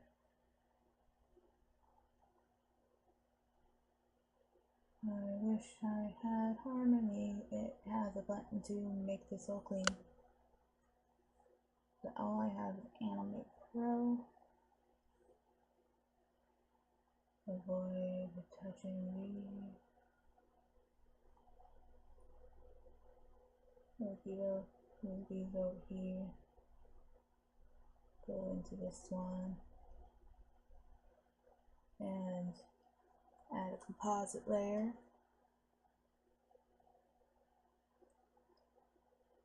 And each of these are going to make just one thing. So where these attach, I can take these off.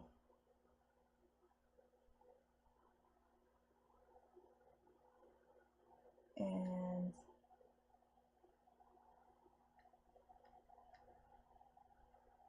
these will come down, go into this one, add another composite. Composites basically are like groups in Photoshop, and this will change what the actual layers in like the timeline is going to change how that looks. And hopefully I have the right thing. Yep.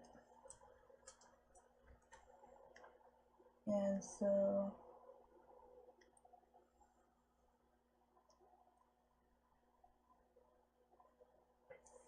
this one I'll just name overall.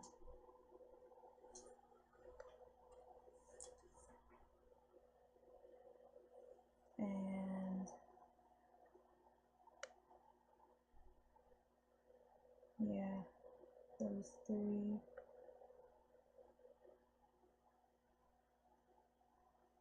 And this one is important, so I'm moving it up.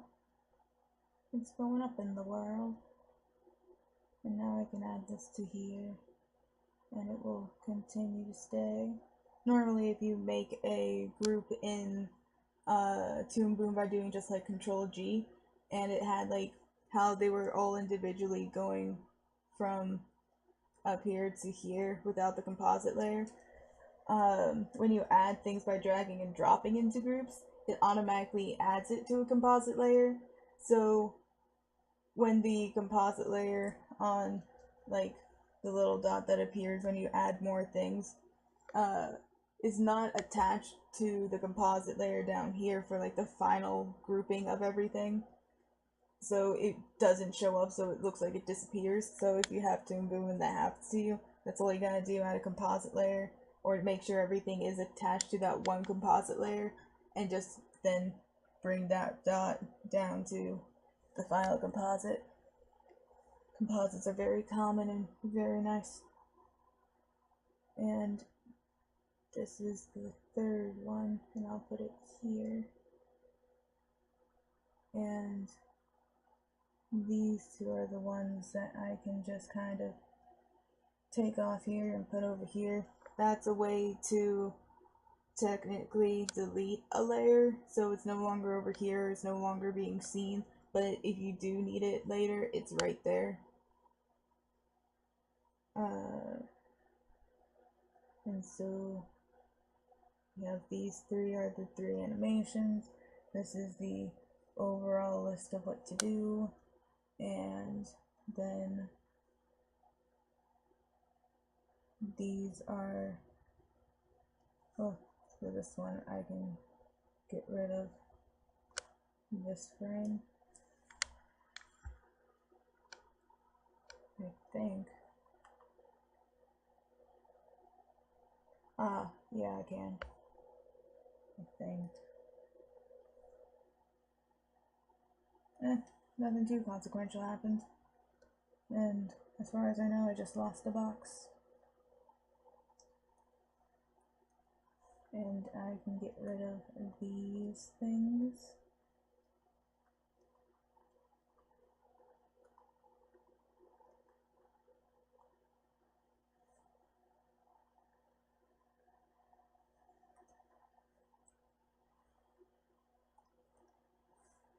Is there anything showing up?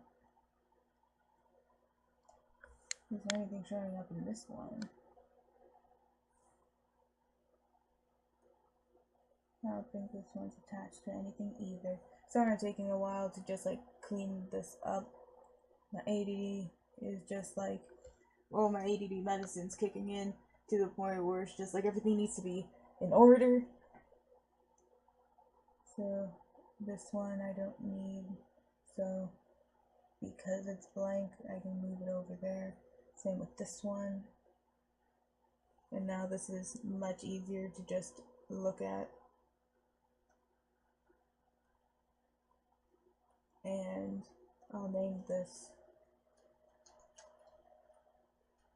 Swing, and this one is Yank, and this one is Lift. and these are just poses. And these will also go until the end of time.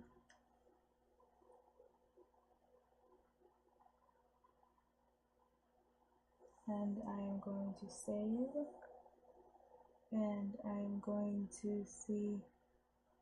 Okay, so it's only going up until there.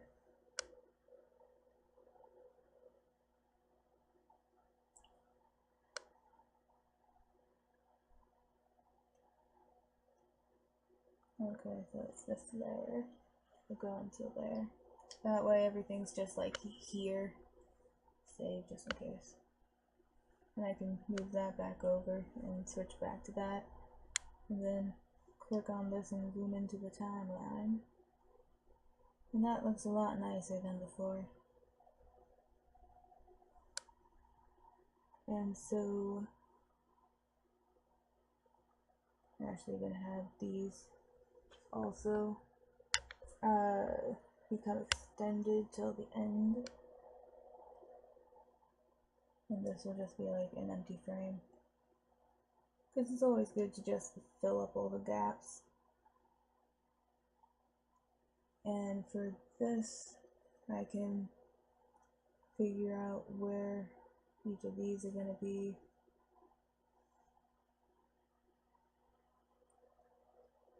And this one, I'm going to lock these layers so I can just easily select this without selecting the other thing.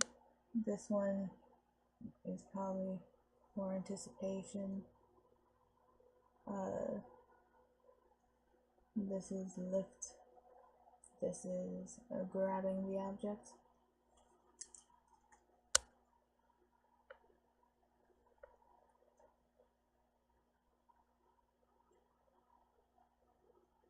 And I can quickly add just like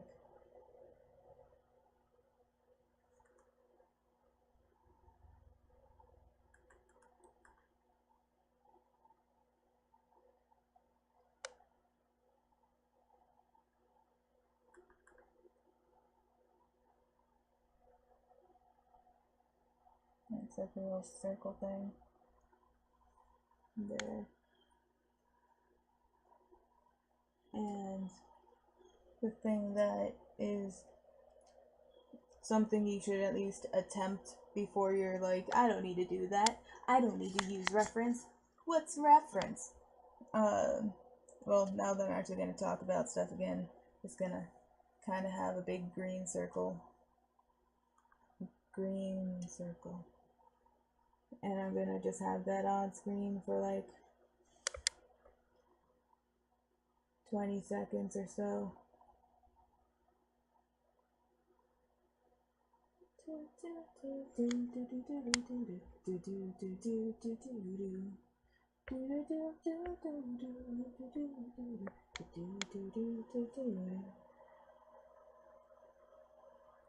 Okie doke. And get rid of that. Okie doke. Now that I've kind of cleaned up the actual layers and everything, have fur from a yarn weight stuck to my leg. I'm gonna go, and it's kind of backtracking a little bit, but it's better to end with this than to start with this, because people usually are like, oh yeah, I drew this without reference, like it's an accomplishment, when it's not a weakness to use reference. Reference is there because the definition of reference is just a drawing that you use to get information from to use for something else. Probably the definition. But so many people see reference as something that is optional. They don't need it. They're drawing something that's not a realistic person. Why would they need reference? But like the before I do that, I'm just gonna, save again just in case. if I go to good old DeviantArt,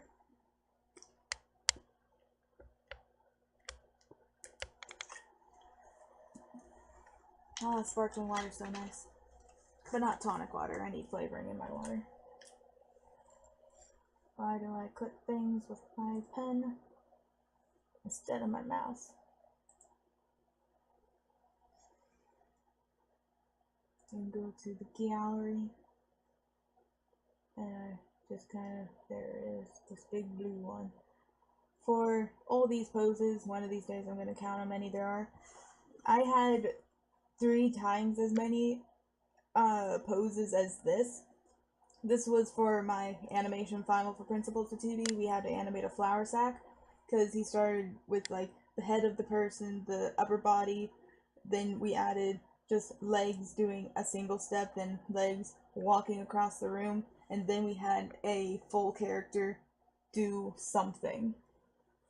And that's why I've added this lesson in between that, because just jumping from I can walk, now I'm going to perform, you need to know how a character interacts with an object before it can actually perform. So that's why we're having the lift assignment, because we don't have semesters to go by, we're just doing. But for this, the reason I don't have the other sets that I did of this was because I did them on the whiteboard. We would cover the entire whiteboard with just doodles, and they'd be erased every morning, and it was really nice to just have something that you didn't feel like attached to, so you're just like, it's less rigid feeling when you draw. You can just quickly doodle something, and it's like someone might see this and they might be like, that's really cool, and they did. It was Troy, the big scary cowboy teacher who doesn't compliment people often. He saw all the flour sack poses that I did, and whenever I got complimented by him, I was never there. So people were like, oh my god, Troy complimented something you did! Oh my gosh! So I always got like their excitement from him complimenting something I did. I never actually saw it and got excited for myself and just tear. But apparently he was just like, we always like to put down the projector, so it's like a big reveal sort of thing. So apparently he like lifted up the projector and he just kind of stared at it for a second. He's like, huh, these are nice. And that's a compliment coming from him, because he's the type of teacher who does the yelling and the cursing out of love, because he wants you to grow, but he needs you to feel pain. It's like throwing the baby lion cub off the cliff and making him climb up, and he's a stronger lion than he was before. But I did this last one just so I would have something to just keep. And all these are from the One Gesture drawing site. It used to be called Pixel Lovely, now it's called Line of Action.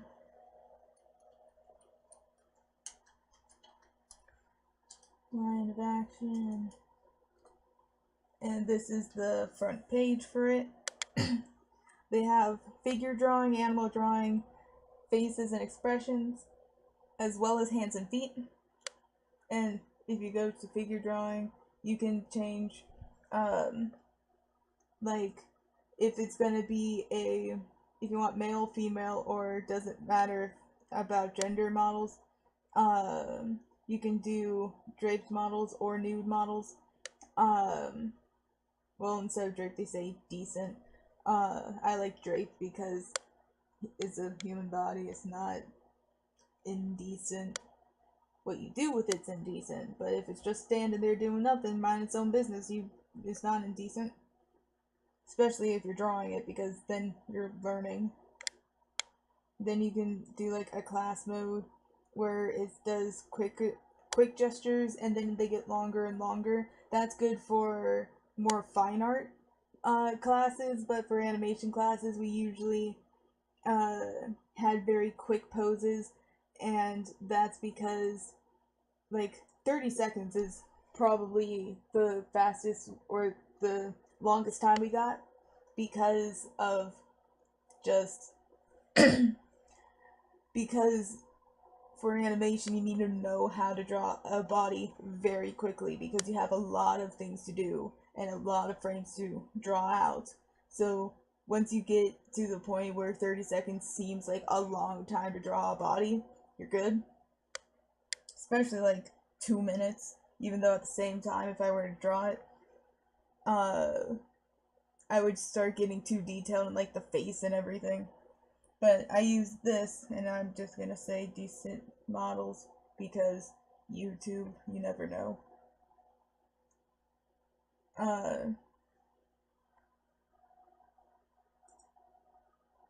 But I'm pretty sure I can pick out where each of these poses are, because I love Pixel Lovely. I just wish, yeah, it's this one right here. And then I think I have this one, maybe. It's very close to that one, but it might be down here more. And some of these poses are the same, like this one's the same as this one, but this one feels more dynamic because this is the one that was done later on. I'm pretty sure I have this one. This one comes up a lot. Do I not have this one? I know it's right here. And just like, I forget if I did ones that are, oh yeah, that one's this one right here. It's like Where's Waldo, but not. This one looks new. Is this a newer pose? I hope so.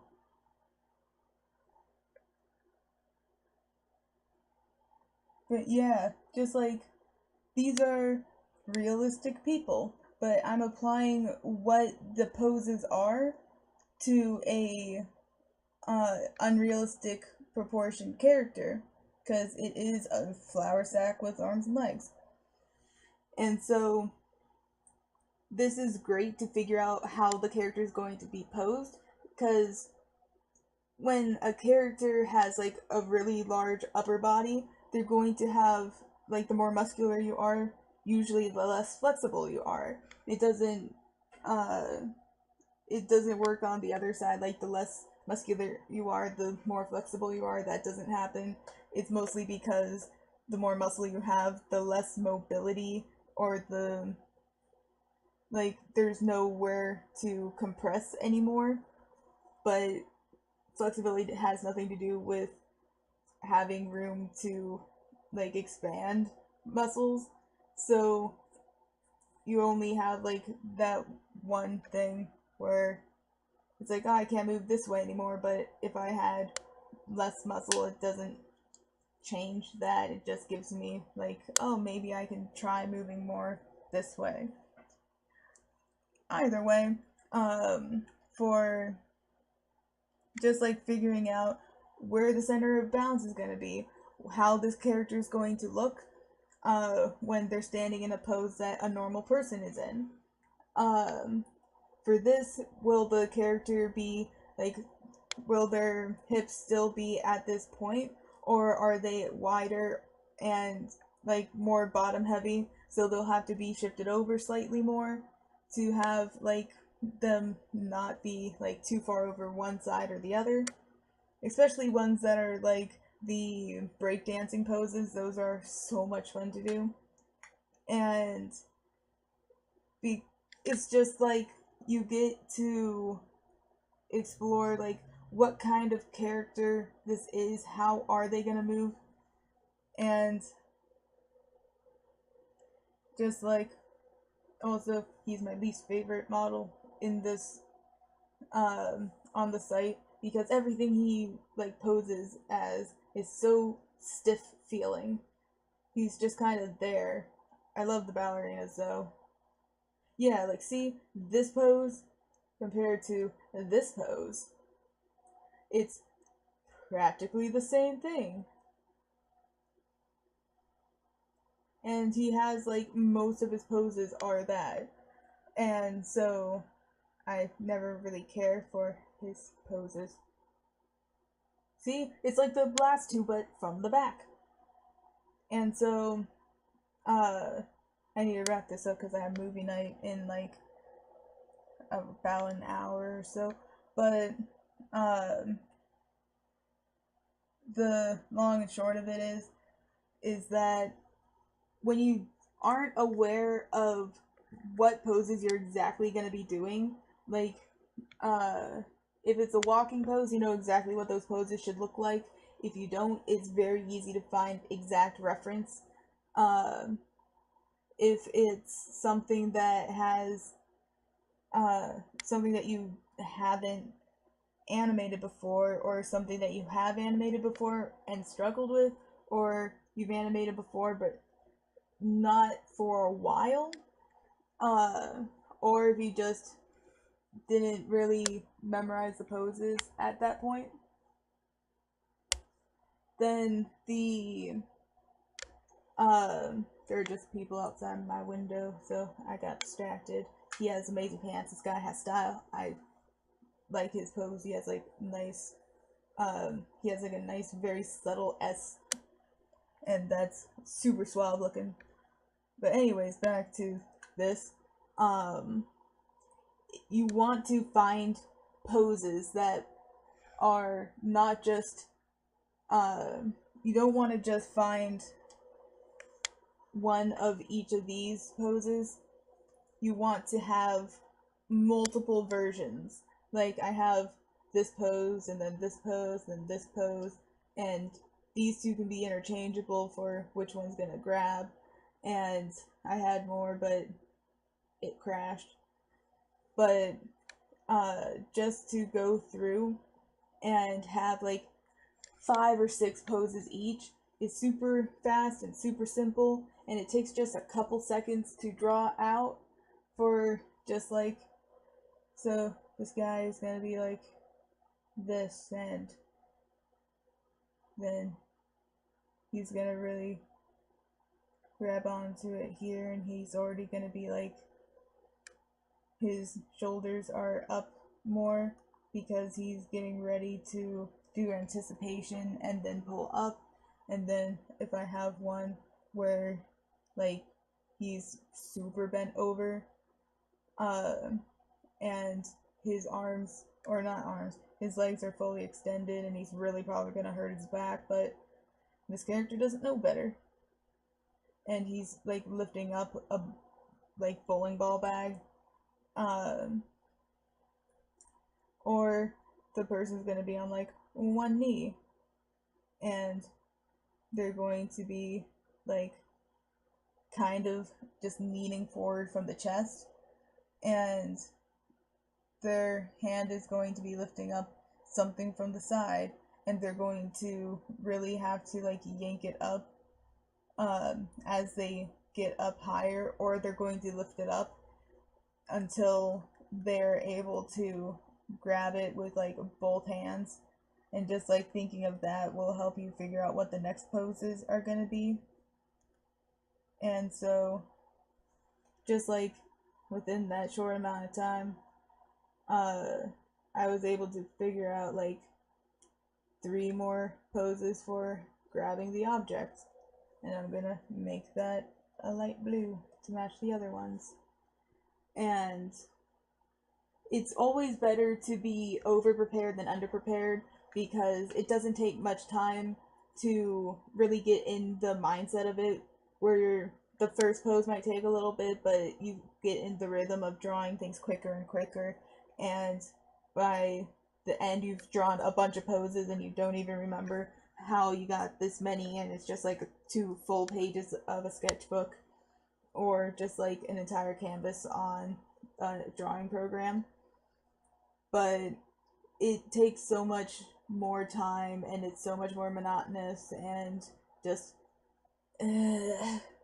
when you just have like these poses and that's it.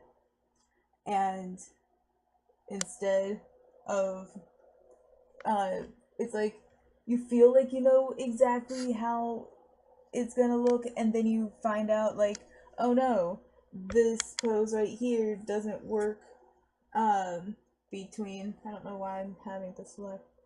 This pose doesn't work with like these two poses, so I need to find a different pose for the actual lift keyframe or key pose. And so you're gonna have to stop animating, find more reference, or just try sketching it without reference, and that's always meh. But you're going to have to stop having the mindset of animating and have to go back to the mindset of gesturing, and that's gonna be the same as the first gesture you did, where it's gonna take a little bit of time before you actually get into the like the very like mood of it, where it's just very one after the other. uh so instead of being like on a roll like that, you're gonna be like at that very slow start, then go back over here to another very slow start, figure out that that pose doesn't work either, go back over here and find another reference, when instead you could just take like a tenth of the time that that would take, just so much less time, just to jot down a crap ton of sketches for poses. And then for one, you get muscle memory for what each of these poses are, so you'll draw them and animate them much easier. As well as if one doesn't work, well, this one doesn't work, do this one. That one doesn't work, this one. Oh, that one does work. I like that one much more, where he's like in the frog position, then he like leans forward and then it goes up, so it has sort of like that motion to his hips.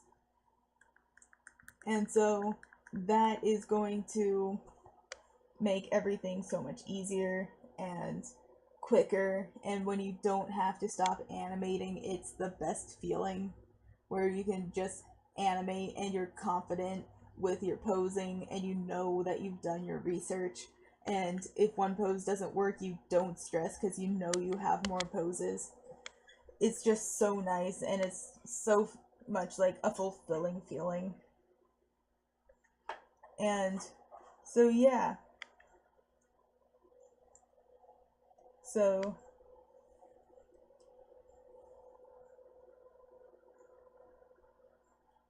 draw a crap ton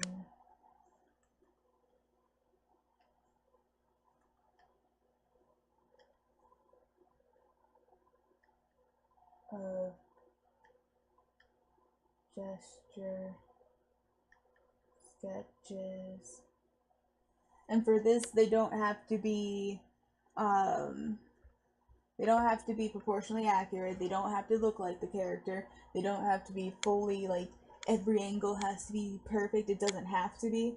It just needs to show a majority of like what the pose is supposed to be. So like for this one, it's just like, okay, that's a curve and then that's a curve. So just like, here's the head, that's a curve, this is a curve. Then you drop hips, and this is going right above the hips, this is going right below the hips, and then done. And that's, I have like an extra 9 seconds to either do more stuff or just kind of leave it there, where it's like, so the chest is here, and then it kind of has like a twist to it. For this pose, it's just like, this is up, and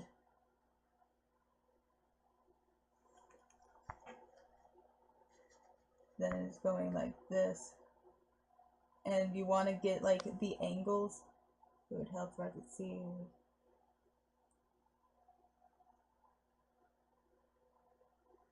And so I had like 6 seconds of just like extra time to be like, yeah, his head's tilted.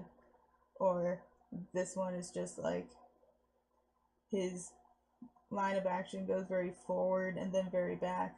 And then this one kind of just goes out. And then a good thing to measure is just like that angle of the feet, if you're going for the actual um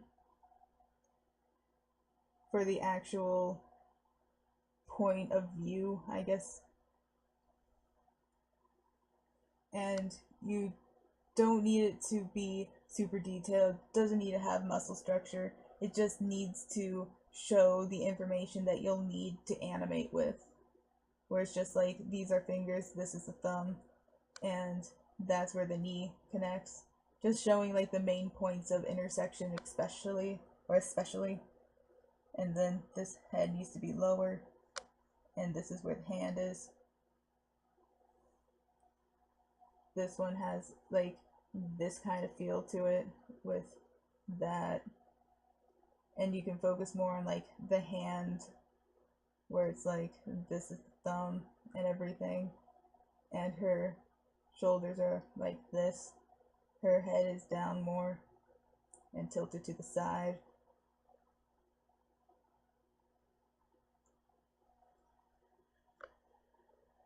And then you can just refine it.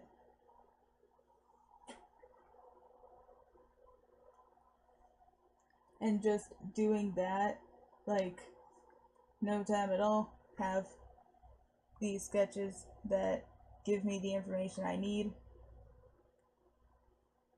And you don't have to be like only pixel or not pixel level anymore, only line of action I can do gesture drawing from. You don't. You can just look up poses or fighting poses on Google Images or Pinterest and just draw those. That works too. And I'm going to close this before I get distracted by that again, because gesture drawing's fun. And so, just get a crap ton of sketches for all the poses that you think you'll need.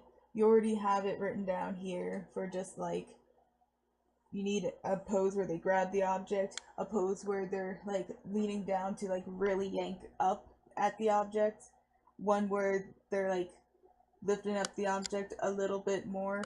You can even just look up a video or just videos of a character lifting up a heavy box and look for these poses, take a screenshot of it, and gesture those poses. Or you don't even have to take a screenshot, you can just pause video, gesture, play, pause, gesture, and just do that for a bunch of different people.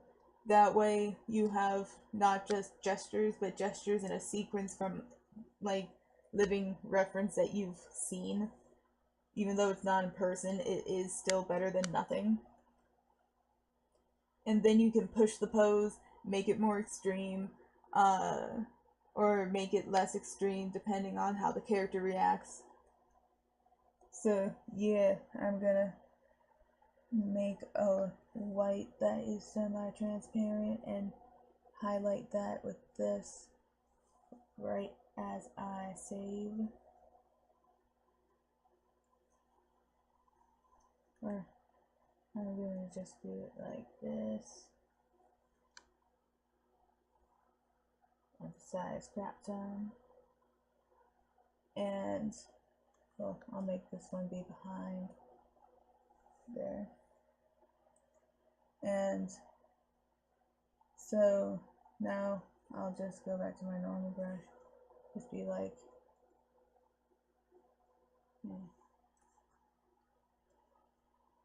and so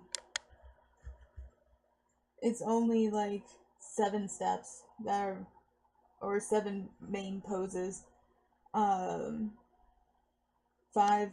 are, well, bending over is like 2, maybe 3. So you have like 2 to 3. Then it goes into, if they think it's a light object, then there'll be at least 3 more, maybe 4. So then there's like the optional like 3 to 4. But for actually lifting it up and standing up, that's only 5. So the lowest amount that you'll have is like 7 poses. And the most that you'll have is, yeah, like 12 poses. And that's for someone bending over, grabbing an object, For the 12, it's someone bending over, grabbing an object, thinking it's light, yanking it, but getting ricochet. Then it may be like 15 to just readjust for a heavy object, where they just kind of sway side to side to make their stance wider. So approximately maybe 15. But then there's just the 5 for grab, anticipation, lift, peek, settle, and then that's it. That's them lifting up a box, or heavy object, or bag of sand, or elephant.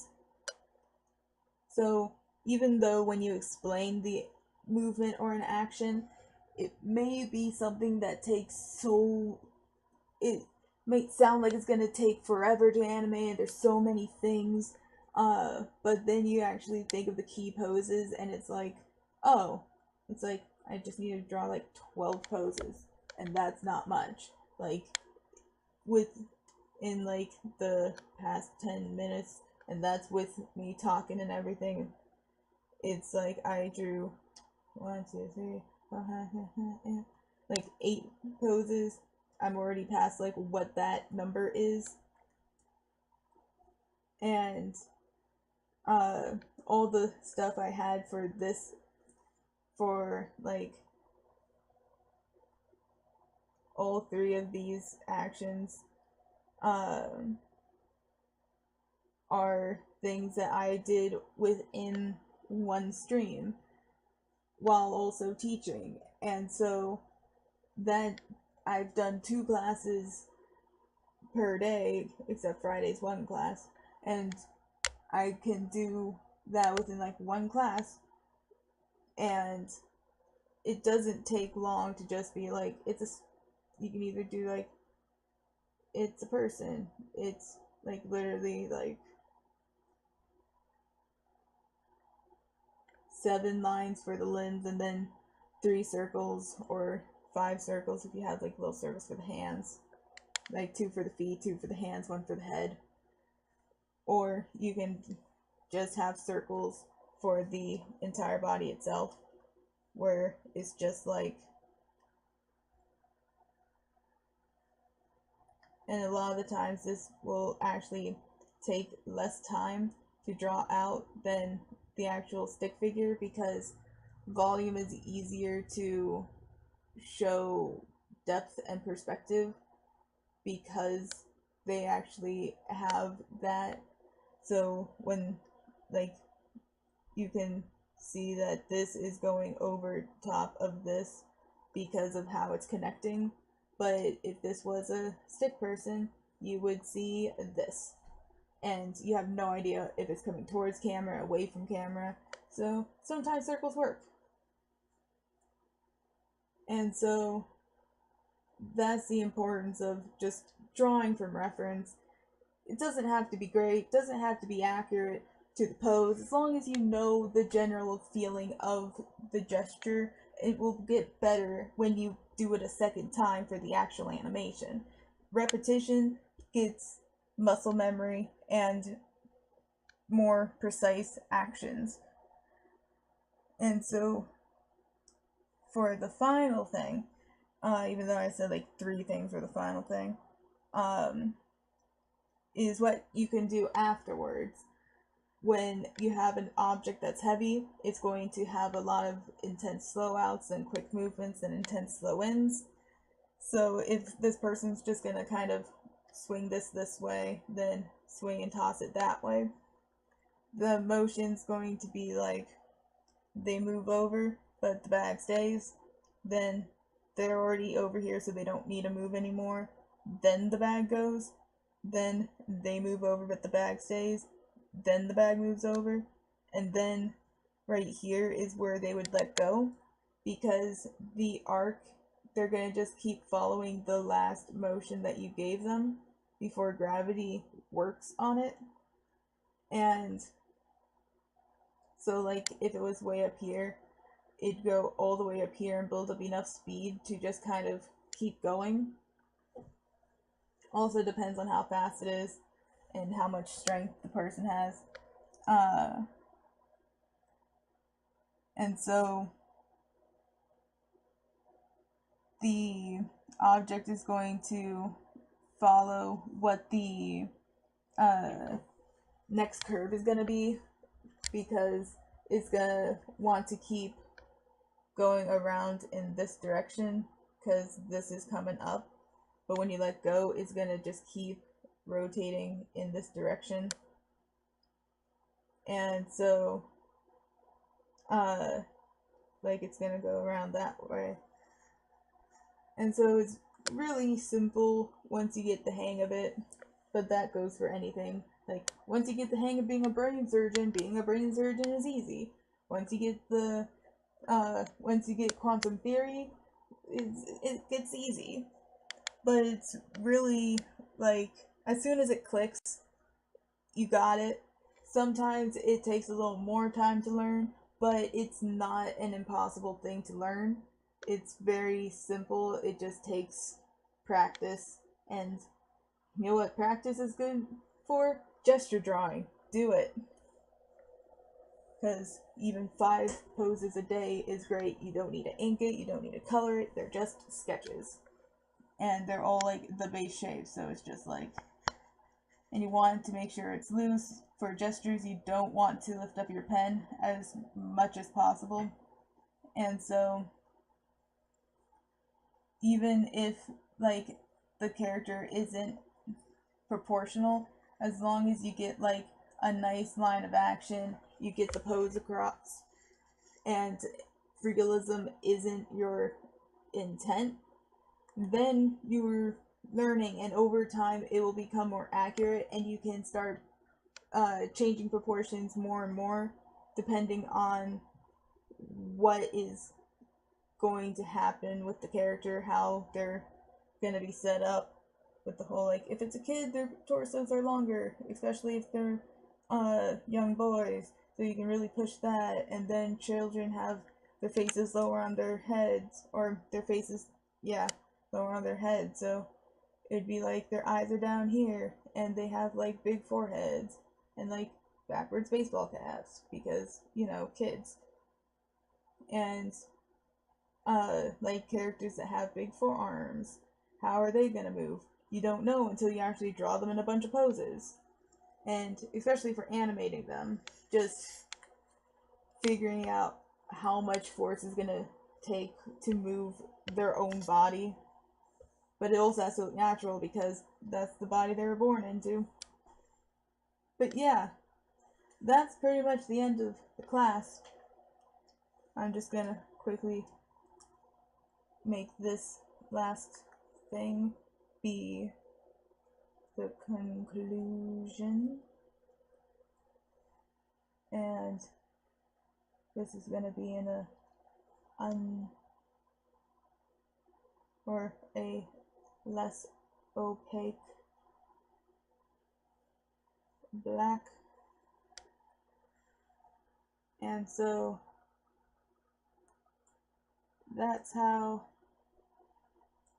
drawing works, or the animation of picking up a box.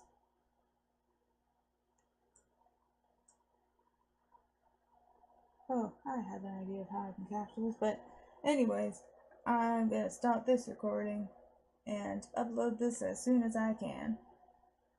But thanks for stopping by if you were watching this.